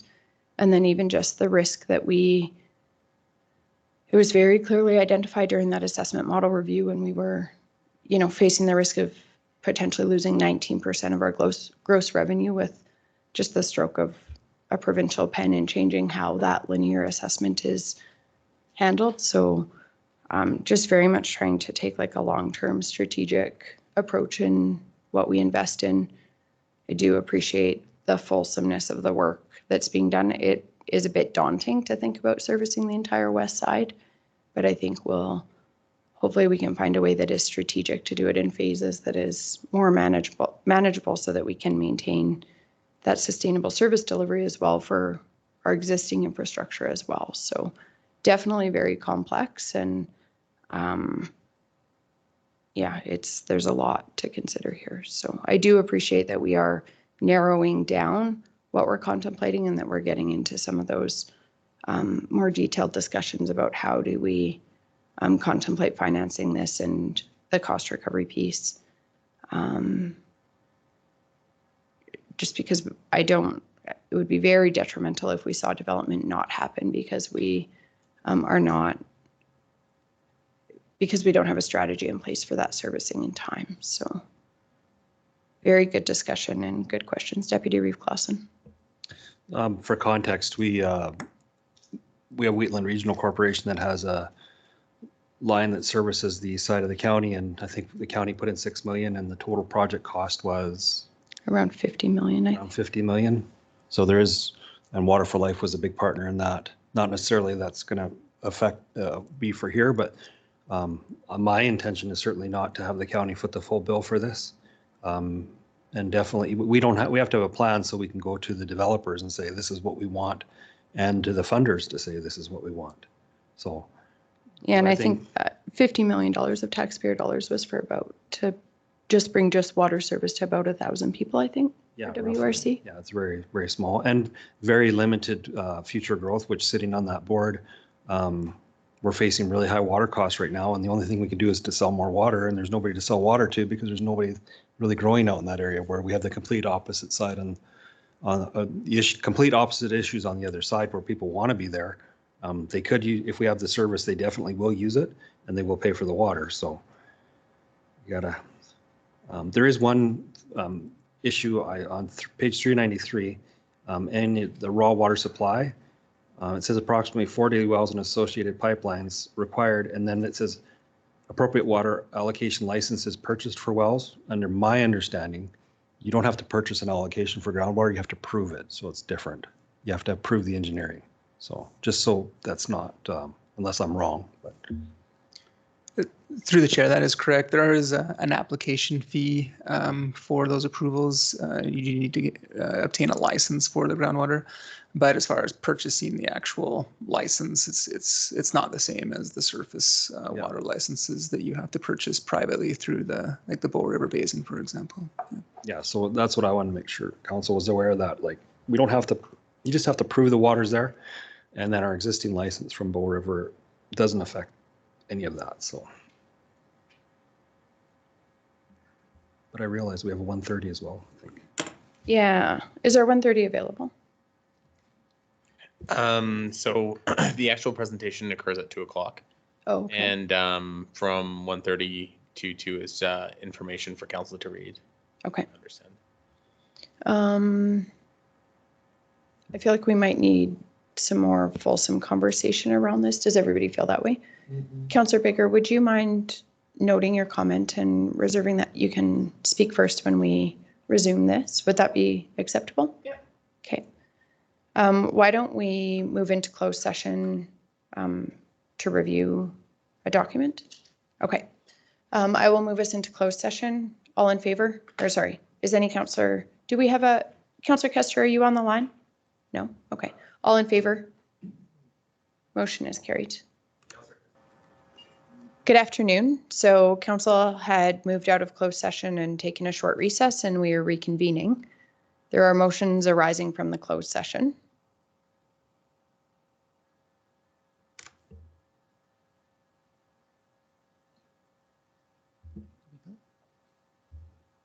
Ready? Ready whenever council's wishes. Move that council determines that in conjunction with the written report prepared by the investigation team based on 2023-02-67, that the complaint against Councillor Eichert was be dismissed. Sorry, I muddled through that. Any questions or discussion on the motion? Question to administration. We had discussed correspondence back to the complainant. We should have a motion for that as well. Yes, we most likely should. Okay. So we'll address this motion and then perhaps a second motion directing administration to draft a letter from the Reeve on behalf of council to the complainant aligned with the investigation's findings. But we can address that after. Any questions or discussion on the current motion? Is any councillor opposed? Motion is carried. Somebody prepared to make the motion that I just outlined a moment ago? Can I say just what you just said? No. Yep. I think as long as Shanna has. Shannon, did you get that? Any questions or discussion? Can we just get Shanna to read it back, please? This is a new one. So if, So that I'll move that administration send a letter on behalf of. or draft a letter on behalf of council from the Reeve. Do you want me just to say it? Go ahead. If I can. The council direct administration to draft a letter from the Reeve on behalf of council to the complainant with the outcome of the investigation. Is that appropriate?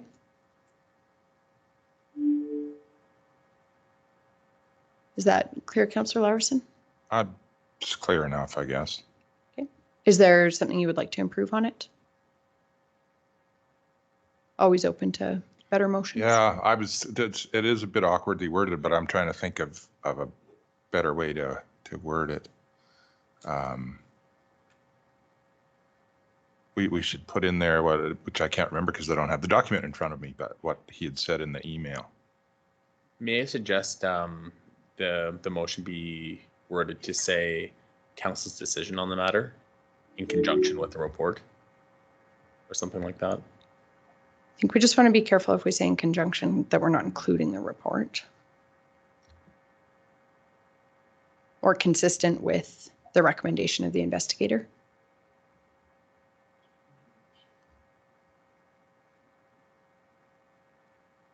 I would just say council's decision. Other than that. Oh, okay. I've got their names on it. Oh. Any other? So Shanna, maybe we will just get you to read the motion. That council direct administration to draft a letter from the Reeve on behalf of council to the complainant with council's decision. I think that's better. Is everybody good with that?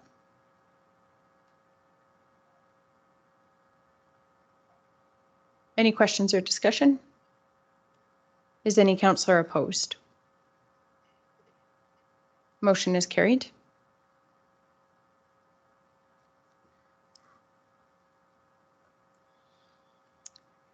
I'll move that council determines that in conjunction with the written report prepared by the investigation team based on CM 2022-12-34, that the complaint against Councillor Eichert be upheld.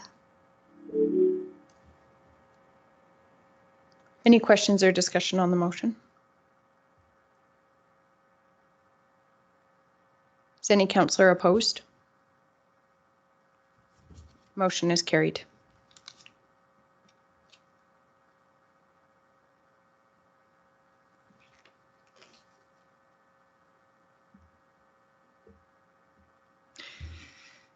I'll move that council determines in conjunction with the upheld complaint against Councillor Eichert, the following sanction be imposed in accordance with Code of Conduct Bylaw 2022-05, 14.21A. Wheatland County Council issue a public letter of reprimand stating the following.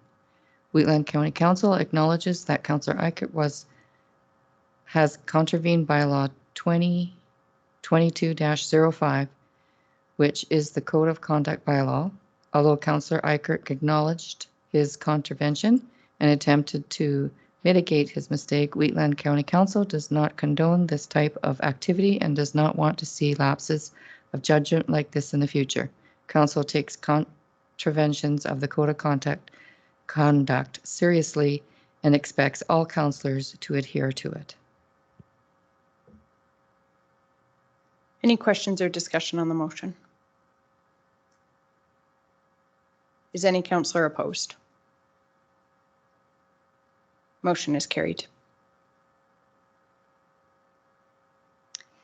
And I'll move that council direct administration to obtain quotes for code of conduct training for all of council to be provided back to council for their consideration. Any questions or discussion on the motion? Councillor Laverson. Would you consider adding the MGA as an amendment, as a friendly amendment? Because that was what we had discussed earlier. I think the consultant had suggested we might not need that part. Yes, I agree. But that was the original.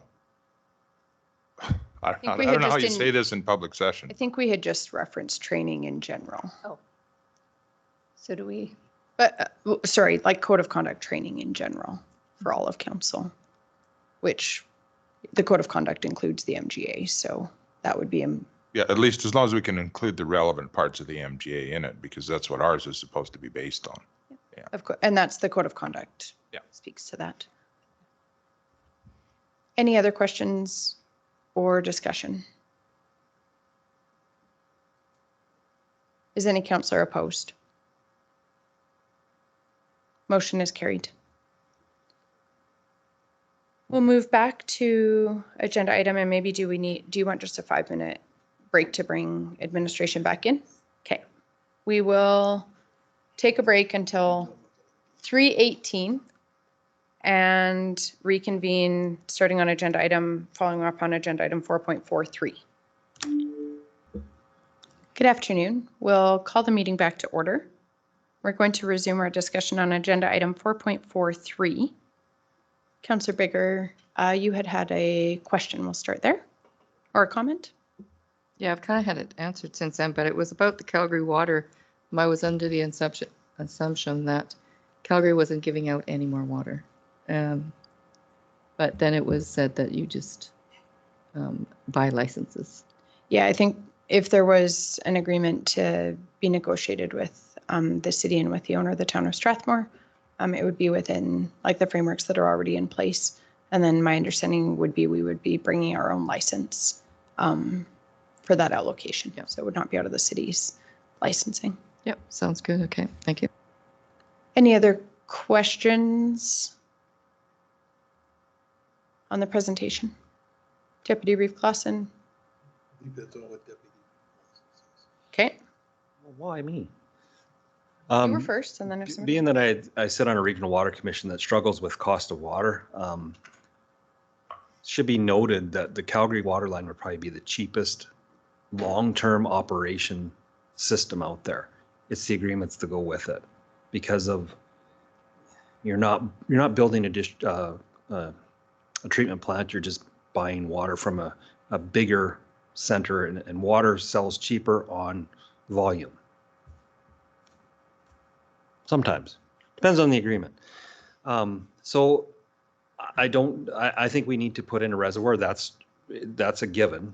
And because no matter what these options are, you need to have a reservoir. How we get water to it at this time is the other thing. Plants are very expensive to build. They're very expensive to run and maintain, and staff is expensive. Again, I refer back to WRC when we're looking at water at $6 a cubic meter, and it's hard to pay for that stuff. So, yeah, that's where I'll just leave it for now. I look at the servicing deals up there, and I am not an engineer. I'll state that because I do not have that ring. However, That negates what you just said. That's fine. I'm a politician. I know the area. A neighbor in Cheadle drilled a water well. The well driller talked about, he said there's probably 300 to 500 gallons per minute on that well. That well tested out at 12.5 gallons a minute because his pump is 12.5 gallons a minute. He wasn't going to bring in a massive. I don't know how we go about defining because I believe in the long run, groundwater from the Cheadle area, not where these guys are showing, from the Cheadle area, because I believe there's an aquifer going through there that needs to be tested. I believe it's the same aquifer that maybe Langdon is on. Langdon services 6,000 people with three pumps. There's none of this 40 pump stuff and all this kind of stuff, the massive infrastructure. I could be beating a dead horse, but I want it on the record that I still think groundwater from our location would be my first deal, and my second deal would be in cooperation with Langdon. But so I think, and administration, please correct me if I'm wrong. I think what we are looking at doing today is sort of narrowing down our options to concentrate the options that we're doing more in depth and more detailed analysis on. Is that? Yeah, that's correct. Assumption. So we've talked about like that matrix of our considerations around capital costs, operating costs, tangible, intangible factors, the weighting of those, all of the complex considerations around this, including some of the costing as we look at some of the policy and bylaw options around this. Administration has recommended two things to further investigate. I do agree that if there was like some modest investment that we could make in like perhaps a little bit more testing around the well. And then a question to administration as you're exploring these, and because we've been discussing a phased approach, is there a way to perhaps approach the city of Calgary at looking at this as like a phase one, or whether it's interim or long term, at accessing the water line that is right there with already treated water, what the costs of that would be, at least for the WASP or for that area structure plan. Concurrently, if there is a way to maybe do some test drilling or whatever to check what that looks like. And then also, I think there already has been some work done on that Langdon Reservoir and a water treatment plant option. My number one priority is that we have, like in the very near term future, water source that we, like where we have an actionable strategy, where we have a timeline where we can demonstrate to developers, we can provide you with X amount of potable water by this date, like by this anticipated date. Here is our, plan to get there, that is council approved, that we have a funding strategy in place for those types of things. I'm fine with if administration thinks we could do like a little bit of test drilling or something to establish if that like the feasibility of that. I'm assuming if that's done right on site or adjacent to the site in Cheadle or close to the ASP, that could be done in a fairly time efficient manner. And same with the access to the water line. The larger, like the access from the Langdon is obviously like a larger capital upfront cost, I would assume, to build like that transmission line. If administration has any advice or direction, obviously council, I think, is open to hearing that.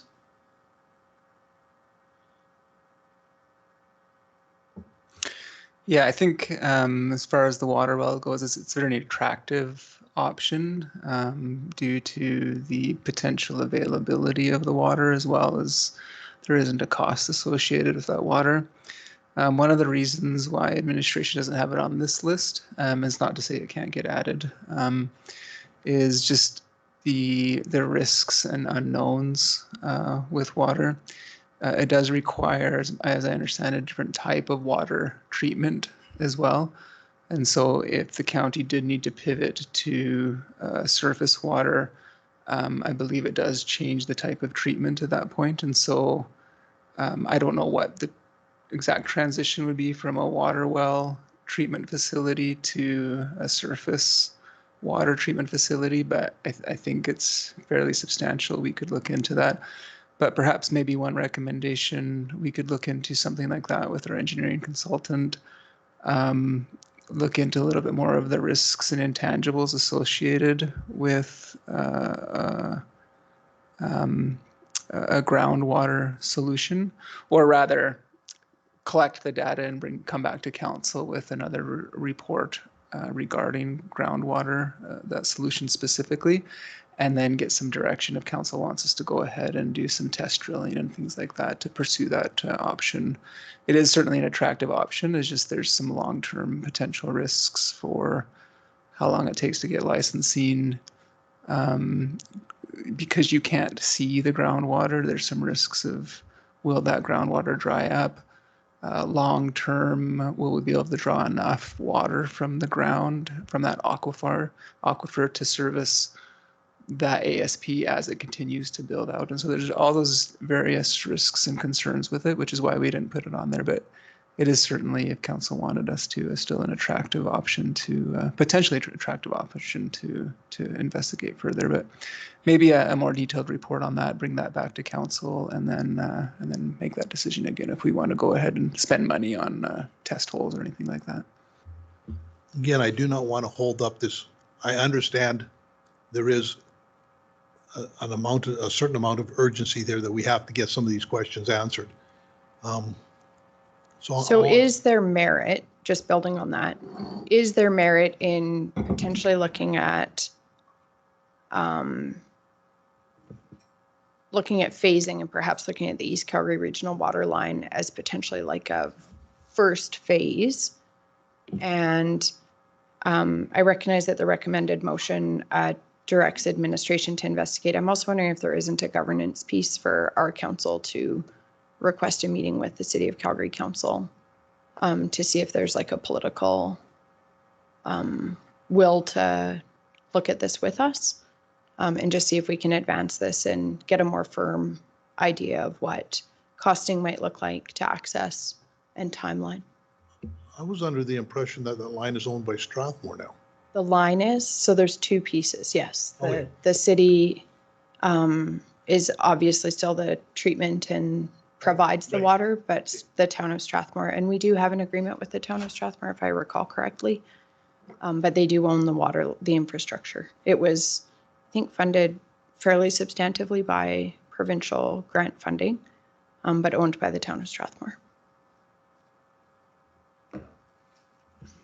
Similar thoughts to ReveLink. Short term, like I said, we have to build a reservoir in that area. We know that, which we know what size it's going to be. So if we had a 10-year solution with the Calgary Regional Water Line to help the developers out now, that would be the quickest thing to do, and have it temporary or something and give us some time to do something. That pipeline could still be utilized within the whole system to hook onto and terminate or whatever, or have separate valving or whatever. You could, there's some ways to do that. The data on the raw water, on the water wells that we looked at, like Councillor Eichert was talking about, I know from firsthand from drilling, you only prove to the water that you need. So if you have hit a big source of water, the drilling rig will not, they'll say, how much are you looking for? 6 gallons a minute? Okay, we're going to prove that. So when you, I think there's some merit in having a hydrologist come out, maybe look at this well that he's mentioned, and look at the flows of the area under that scope, because there is quite a bit there. When I, talking to Langdon, and yes, there is some, you can't see it. I understand that there's that unknown, but engineers can know. There's testing tools that you can put down well. You can monitor it by the second to see what it's going to do and how it affects areas. And if you go into a zone where it isn't affected by surrounding users, farmers, acreage owners, and that, then you isolate yourself from that zone of interference as well. Again, a hydrologist does that stuff. There's quite a few of them around that are really good. I think I'd be comfortable investing some money in that and letting them look the merit of it out. It may not work. My thinking with that is right now, if the county did nothing today and said, it's up to you, developer, that's exactly what they would do, is they would go on the ground to get water. It's no different. So that's the only option they have. Or truck it in and tank it out, and that there is that option as well. So that's my 2 cents. Yeah, and I think we've definitely heard from potential developers that are waiting for an option beyond like a cistern storage type system that they're currently using for further development. In terms of moving this forward, I'm hearing some consensus around the recommendations from administration, with perhaps an addition to continuing to explore the groundwater option for a mid to long-term solution, but possibly to focus on the East Calgary Regional Water Line for a short-term solution. Am I summarizing things fairly well? Councillor And I Lowry. would just, that sounds quite reasonable. And then just, if possible, if we could get kind of a rough cost estimate for each option, just because it might help us make our decision as to which way we want to go. I think costing was presented in previous reports, but high level. Yeah, just a high level. Yeah. Yeah, I like the work plan that's laid out and with the timeframes, and obviously some elements don't have times attached, but that will be important for potential developers as well. Deputy Reeve Clausen. Like I think they always come back with costs because we don't have hard budget numbers set aside for this. So if there's anything, it'll come back to us. Mm-hmm. So we could look at a potential motion as recommended with the addition of continuing to explore groundwater options. Does that give enough direction? Yeah, I think that would be adequate. Okay. Council's wishes.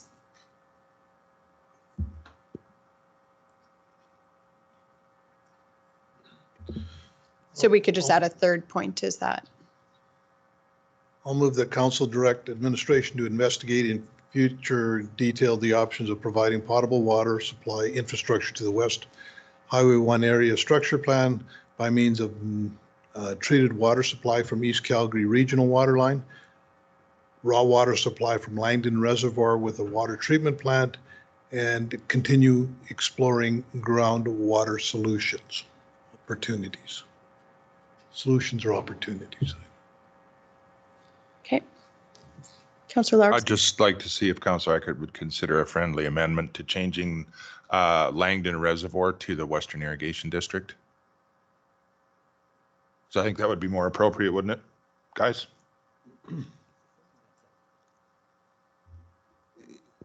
So it is similar. I mean, I suppose in that regard, it does open up the opportunity to have those further discussions with the WID. Obviously, administration has had some discussions with them. There are potential other options that we do have our eye on still as well for potentially drawing that water from irrigation canals. There are some disadvantages to that. So when we continue discussion with the WID, we would still kind of keep our eye on those discussions. So just revising it to WID would be fine with it in mind that intake could be at the Langdon Reservoir or potentially at a supply canal. The disadvantage of the supply canal is if you have that, you also have to have water reservoirs for the 7 months that the WID canals are shut down.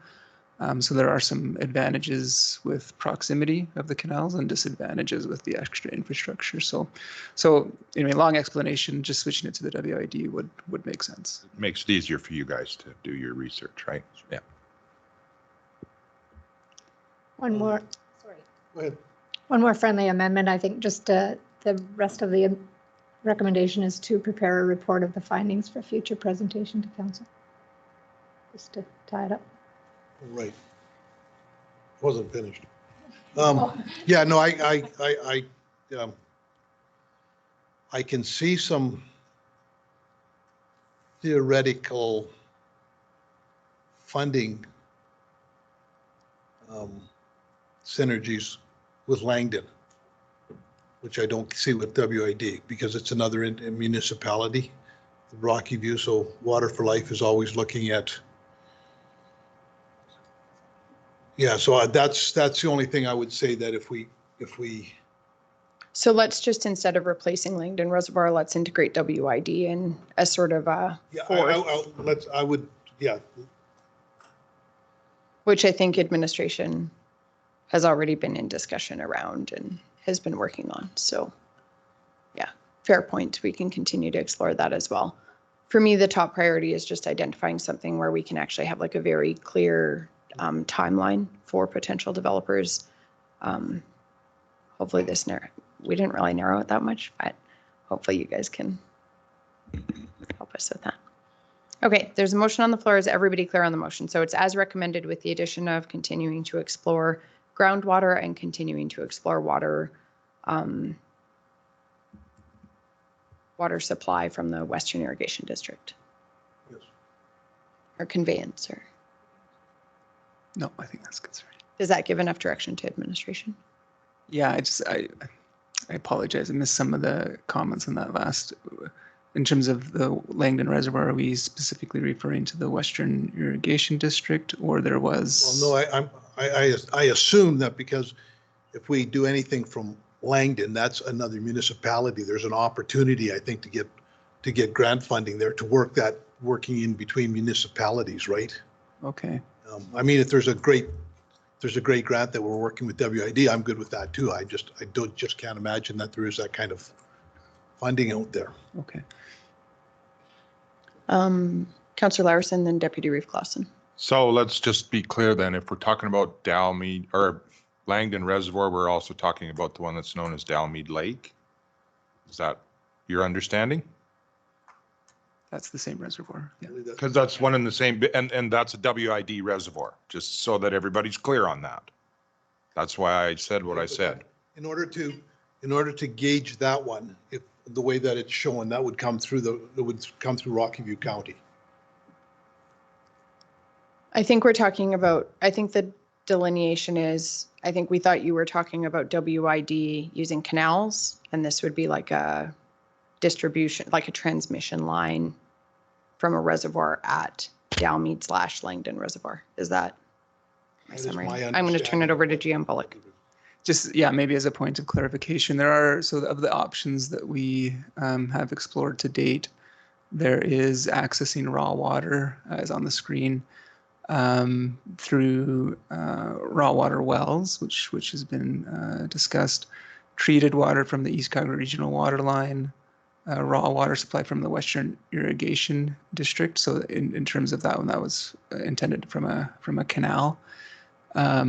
Treated water supply from Langdon Waterworks, which is now Langdon Waterworks, which is the infrastructure within Langdon that Rocky View uses for potable water supply within Langdon. And then there's water supply from the Langdon Reservoir, which that last one would be directly from the WID still, but drawing out of the Langdon Reservoir. So there's two options there that do involve the WID directly, the third one and the fifth one. And then the fourth one there, perhaps Councillor Reichert through the chair, is the one you're referring to through the distribution system in Langdon. Is that? Yes. Okay. So that one is ranked number 5 on the scale, 1 to 5. Is that not right? So should we really be considering all of the options? I think we're trying to, are we not? Go ahead, Scott. Politically speaking, we've talked to, I know Reeve Link has talked to Rocky View about possibly there's a joint project with that line. And I know in the report here it says the line would be owned by us. I know the communication to Rocky View would be possibly a line going a different direction and then going straight up from Langdon and then possibly going east. And that could be something that could be funded differently. Whether or not that timeline is feasible, that'd be something that would qualify for different levels of funding if possible. It might open up some more doors, for both counties. There was expression that from their local area councillor that they could use water in that area as well. Now, how or when or if that could happen, it's a perfect world scenario, but that's all I'm going to say. Just for clarity, actually, I have not discussed that with Rocky View County, but I think our administration has been in some conversations, I think, from that. I did have just an introductory meeting with Mayor Kissel, more just to establish relationships and that type of thing. We haven't met with their, I think, full current composition of council and how they're structured right now. But there could be some opportunities for inter-municipal collaboration in the future for sure, and they are definitely open to that. But nothing was discussed in, actually even specifically about water in that meeting at this point yet.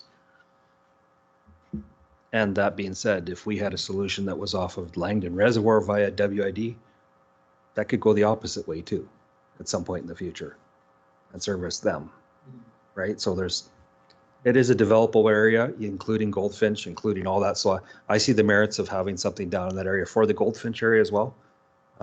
We've looked at that for other things in the past. So too many options. It'd be better if there's just one. But we're fortunate, and then that's the problem. We're fortunate we have several options here, to be honest. I think my preference, if we can sort of zero in on that East Calgary water line to get, and if council is comfortable with this, to get some more firm numbers around that and a potential timeline, just because obviously from an established infrastructure and an ongoing operational perspective, there is a treated water supply that goes right through our county. I think it makes sense to at least get some details. I guess I would offer one further friendly amendment potentially to your motion, just also directing administration to facilitate maybe an intermunicipal council discussion, whether it's Mayor Gontek and I, or whether it's whether it's Deputy Reeve Clausen and myself. It might be challenging to have both full councils meet, but if we could at least direct administration to facilitate an initial connection at the governance level, just to start that conversation. And then obviously we can report that back to council. So I don't know if you would consider including that in your motion. I'd consider redoing this motion in the fact that I'd consider, that direct administration to look at water from the East Calgary regional water line with the proviso that looking down the road that another county may I offer something? Yeah, if we could just direct administration to further investigate a treated water supply from East Calgary. I understand the value of, do we have that water line coming through there? But if we were to put so just spitballing here, if we were to put the connection of that water line in the Cheadle area as opposed to up on the hill there on the park there over by Jackson's place, then we could look at down the road doing groundwater and then using the infrastructure that we've created for the reservoir that we've created for, like that, just that kind of thinking, and I am 100% good with that. Just that, then we could just have the one, push that one option first. So do you want to rescind? Yes, I'll rescind my motion.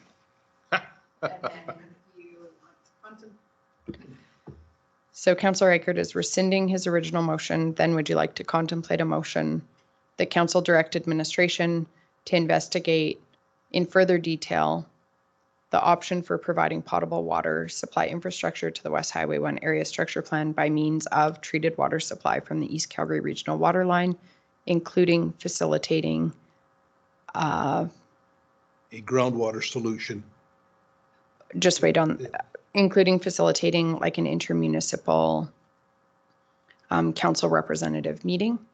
And then there could be a second part and continue to explore other longer term water solutions or something along those lines, which could then like encompass any of the other options if further information comes forward, or if it's determined that, you know, there's a cost effective way to do some test drilling, or conversations with the WID progress, or with Rocky View or Langdon, or like all of the other options. It leaves those on the table, but it focuses us on a near-term solution. Yes, just so in East Calgary Water with setting up a meeting between the mayor and the Reeve, if at all possible. Is everybody clear? So we basically would just have the motion as recommended, but it would just be the first option that we're focusing on that, and then work would continue on alternative options. Is everybody clear? And then with the addition of, yeah, I'm happy to, if we can facilitate a meeting with the mayor of the city, and then I can bring that back to council. I'm sure she would need to take it back to her council, and at least it just gets that initiated. Okay. If that's clear, I would like to make that motion. Okay. Any questions or discussion on the current motion? Is any councillor opposed? Motion is carried. All right. We have 6 pieces of correspondence. I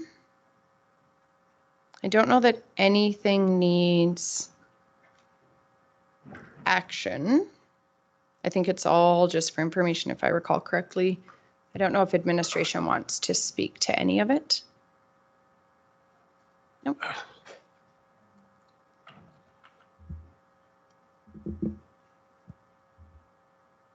On the ACP program for that pathway, should we not maybe forward that information about that Stettler line that the government's looking at too? Because it'd be, The Oyen to Lyalta line? yeah, the Oyen line, because it is the province. You'd think they would not give money for a grant, for a program to put a trail on a rail that they're looking to put back in service, but they did. So we're stuck in this thing. Yes, Council, sorry, I actually should speak to page 414 of the agenda package. And that was the ACP grant awarded jointly to the town of Drumheller and Wheatland County.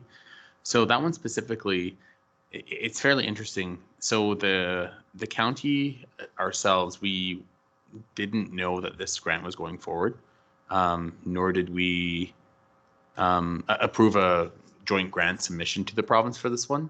And I believe that the Drumheller council, the town council, might be under that same assumption as well, that they didn't know that this grant was going forward. So I believe the comments from their administration was they thought it was a low probability. We'd actually talked to them that a low probability that would be approved. So we had talked to them the week before, just saying like, you know, if you do want this to come forward, please let us know and we'll take it to our county council. And then they said, okay, and I think it had already been submitted by their consultant, and I think it was just a big miscommunication on their end. So just as an FYI, that's how this grant became about on page 414. So we had no direction, we had no input. So it probably would be advisable to at least acknowledge that, you know, it was submitted and we didn't know it was submitted. So just to build on CEO Henderson's comments, I did just happen to run into Mayor Kohlberg at the Drumheller Hospital Foundation fundraiser on Saturday evening. I did just mention that it was a bit disconcerting that the county was included in a joint grant application without having that request come to our council or to our administration for review. Mayor Colbert did commit to not having that happen again in the future. I think there was some, I'm not sure that their council was aware that the application was being submitted either. And our administration does apply for grants on our behalf, and I think that's prudent, but there are some considerations with this. So perhaps a letter back in response, just stating our position that we would hope that we would be approval from our council would be sought prior to joint grant applications being submitted. And as well, we could include just a link to the information about the work that the province is looking at with that rail line. And then we could go from there. I believe administration is facilitating, CEO Henderson, I believe you're facilitating an intermunicipal meeting with the Drumheller as well. I think they're still on our list. Is that? Yes, they're still on my list. That I've mentioned it kind of in passing to Drumheller CAO, but I haven't made any firm action to actually make that happen. So that's kind of on me. So it could be a good time too when we have our we do still have a few just outstanding intermunicipal meetings that we want to do with neighboring municipalities. We could bridge that discussion at that time as well. So perhaps a motion directing administration to draft a letter from the Reeve to Mayor Colberg and Drumheller Council requesting that we be asked for approval prior to joint grant applications. And maybe we want to also include an invitation to an intermunicipal meeting at that time. Sure. One question I may have to council is, would council be able to commit some evenings that they could meet? Maybe for all of council, I think we could kind of include this into the resolution about getting together for just dinner meetings with our neighboring municipalities. Sure. I don't know if council wants to do that today or bring it back on the 18th, whatever council would like to do. Yeah, let's do a doodle poll Okay. after. We'll do So that. I don't think we need that in the motion, but if we, I'll touch base with Shanna and we'll get something out. Any questions on the motion? Any questions or discussion? Is any councillor opposed? Motion is carried. I believe the rest of the correspondence we could just accept for information unless I missed anything. So moved. Any questions or discussion? Is any councillor opposed? Motion is carried. We do have 2 agenda items in closed session. Advice from officials under FOIP section 24 and disclosure harmful to business interests of a third party under FOIP section 16. I will move us into closed session. Is any councillor opposed? Motion is carried.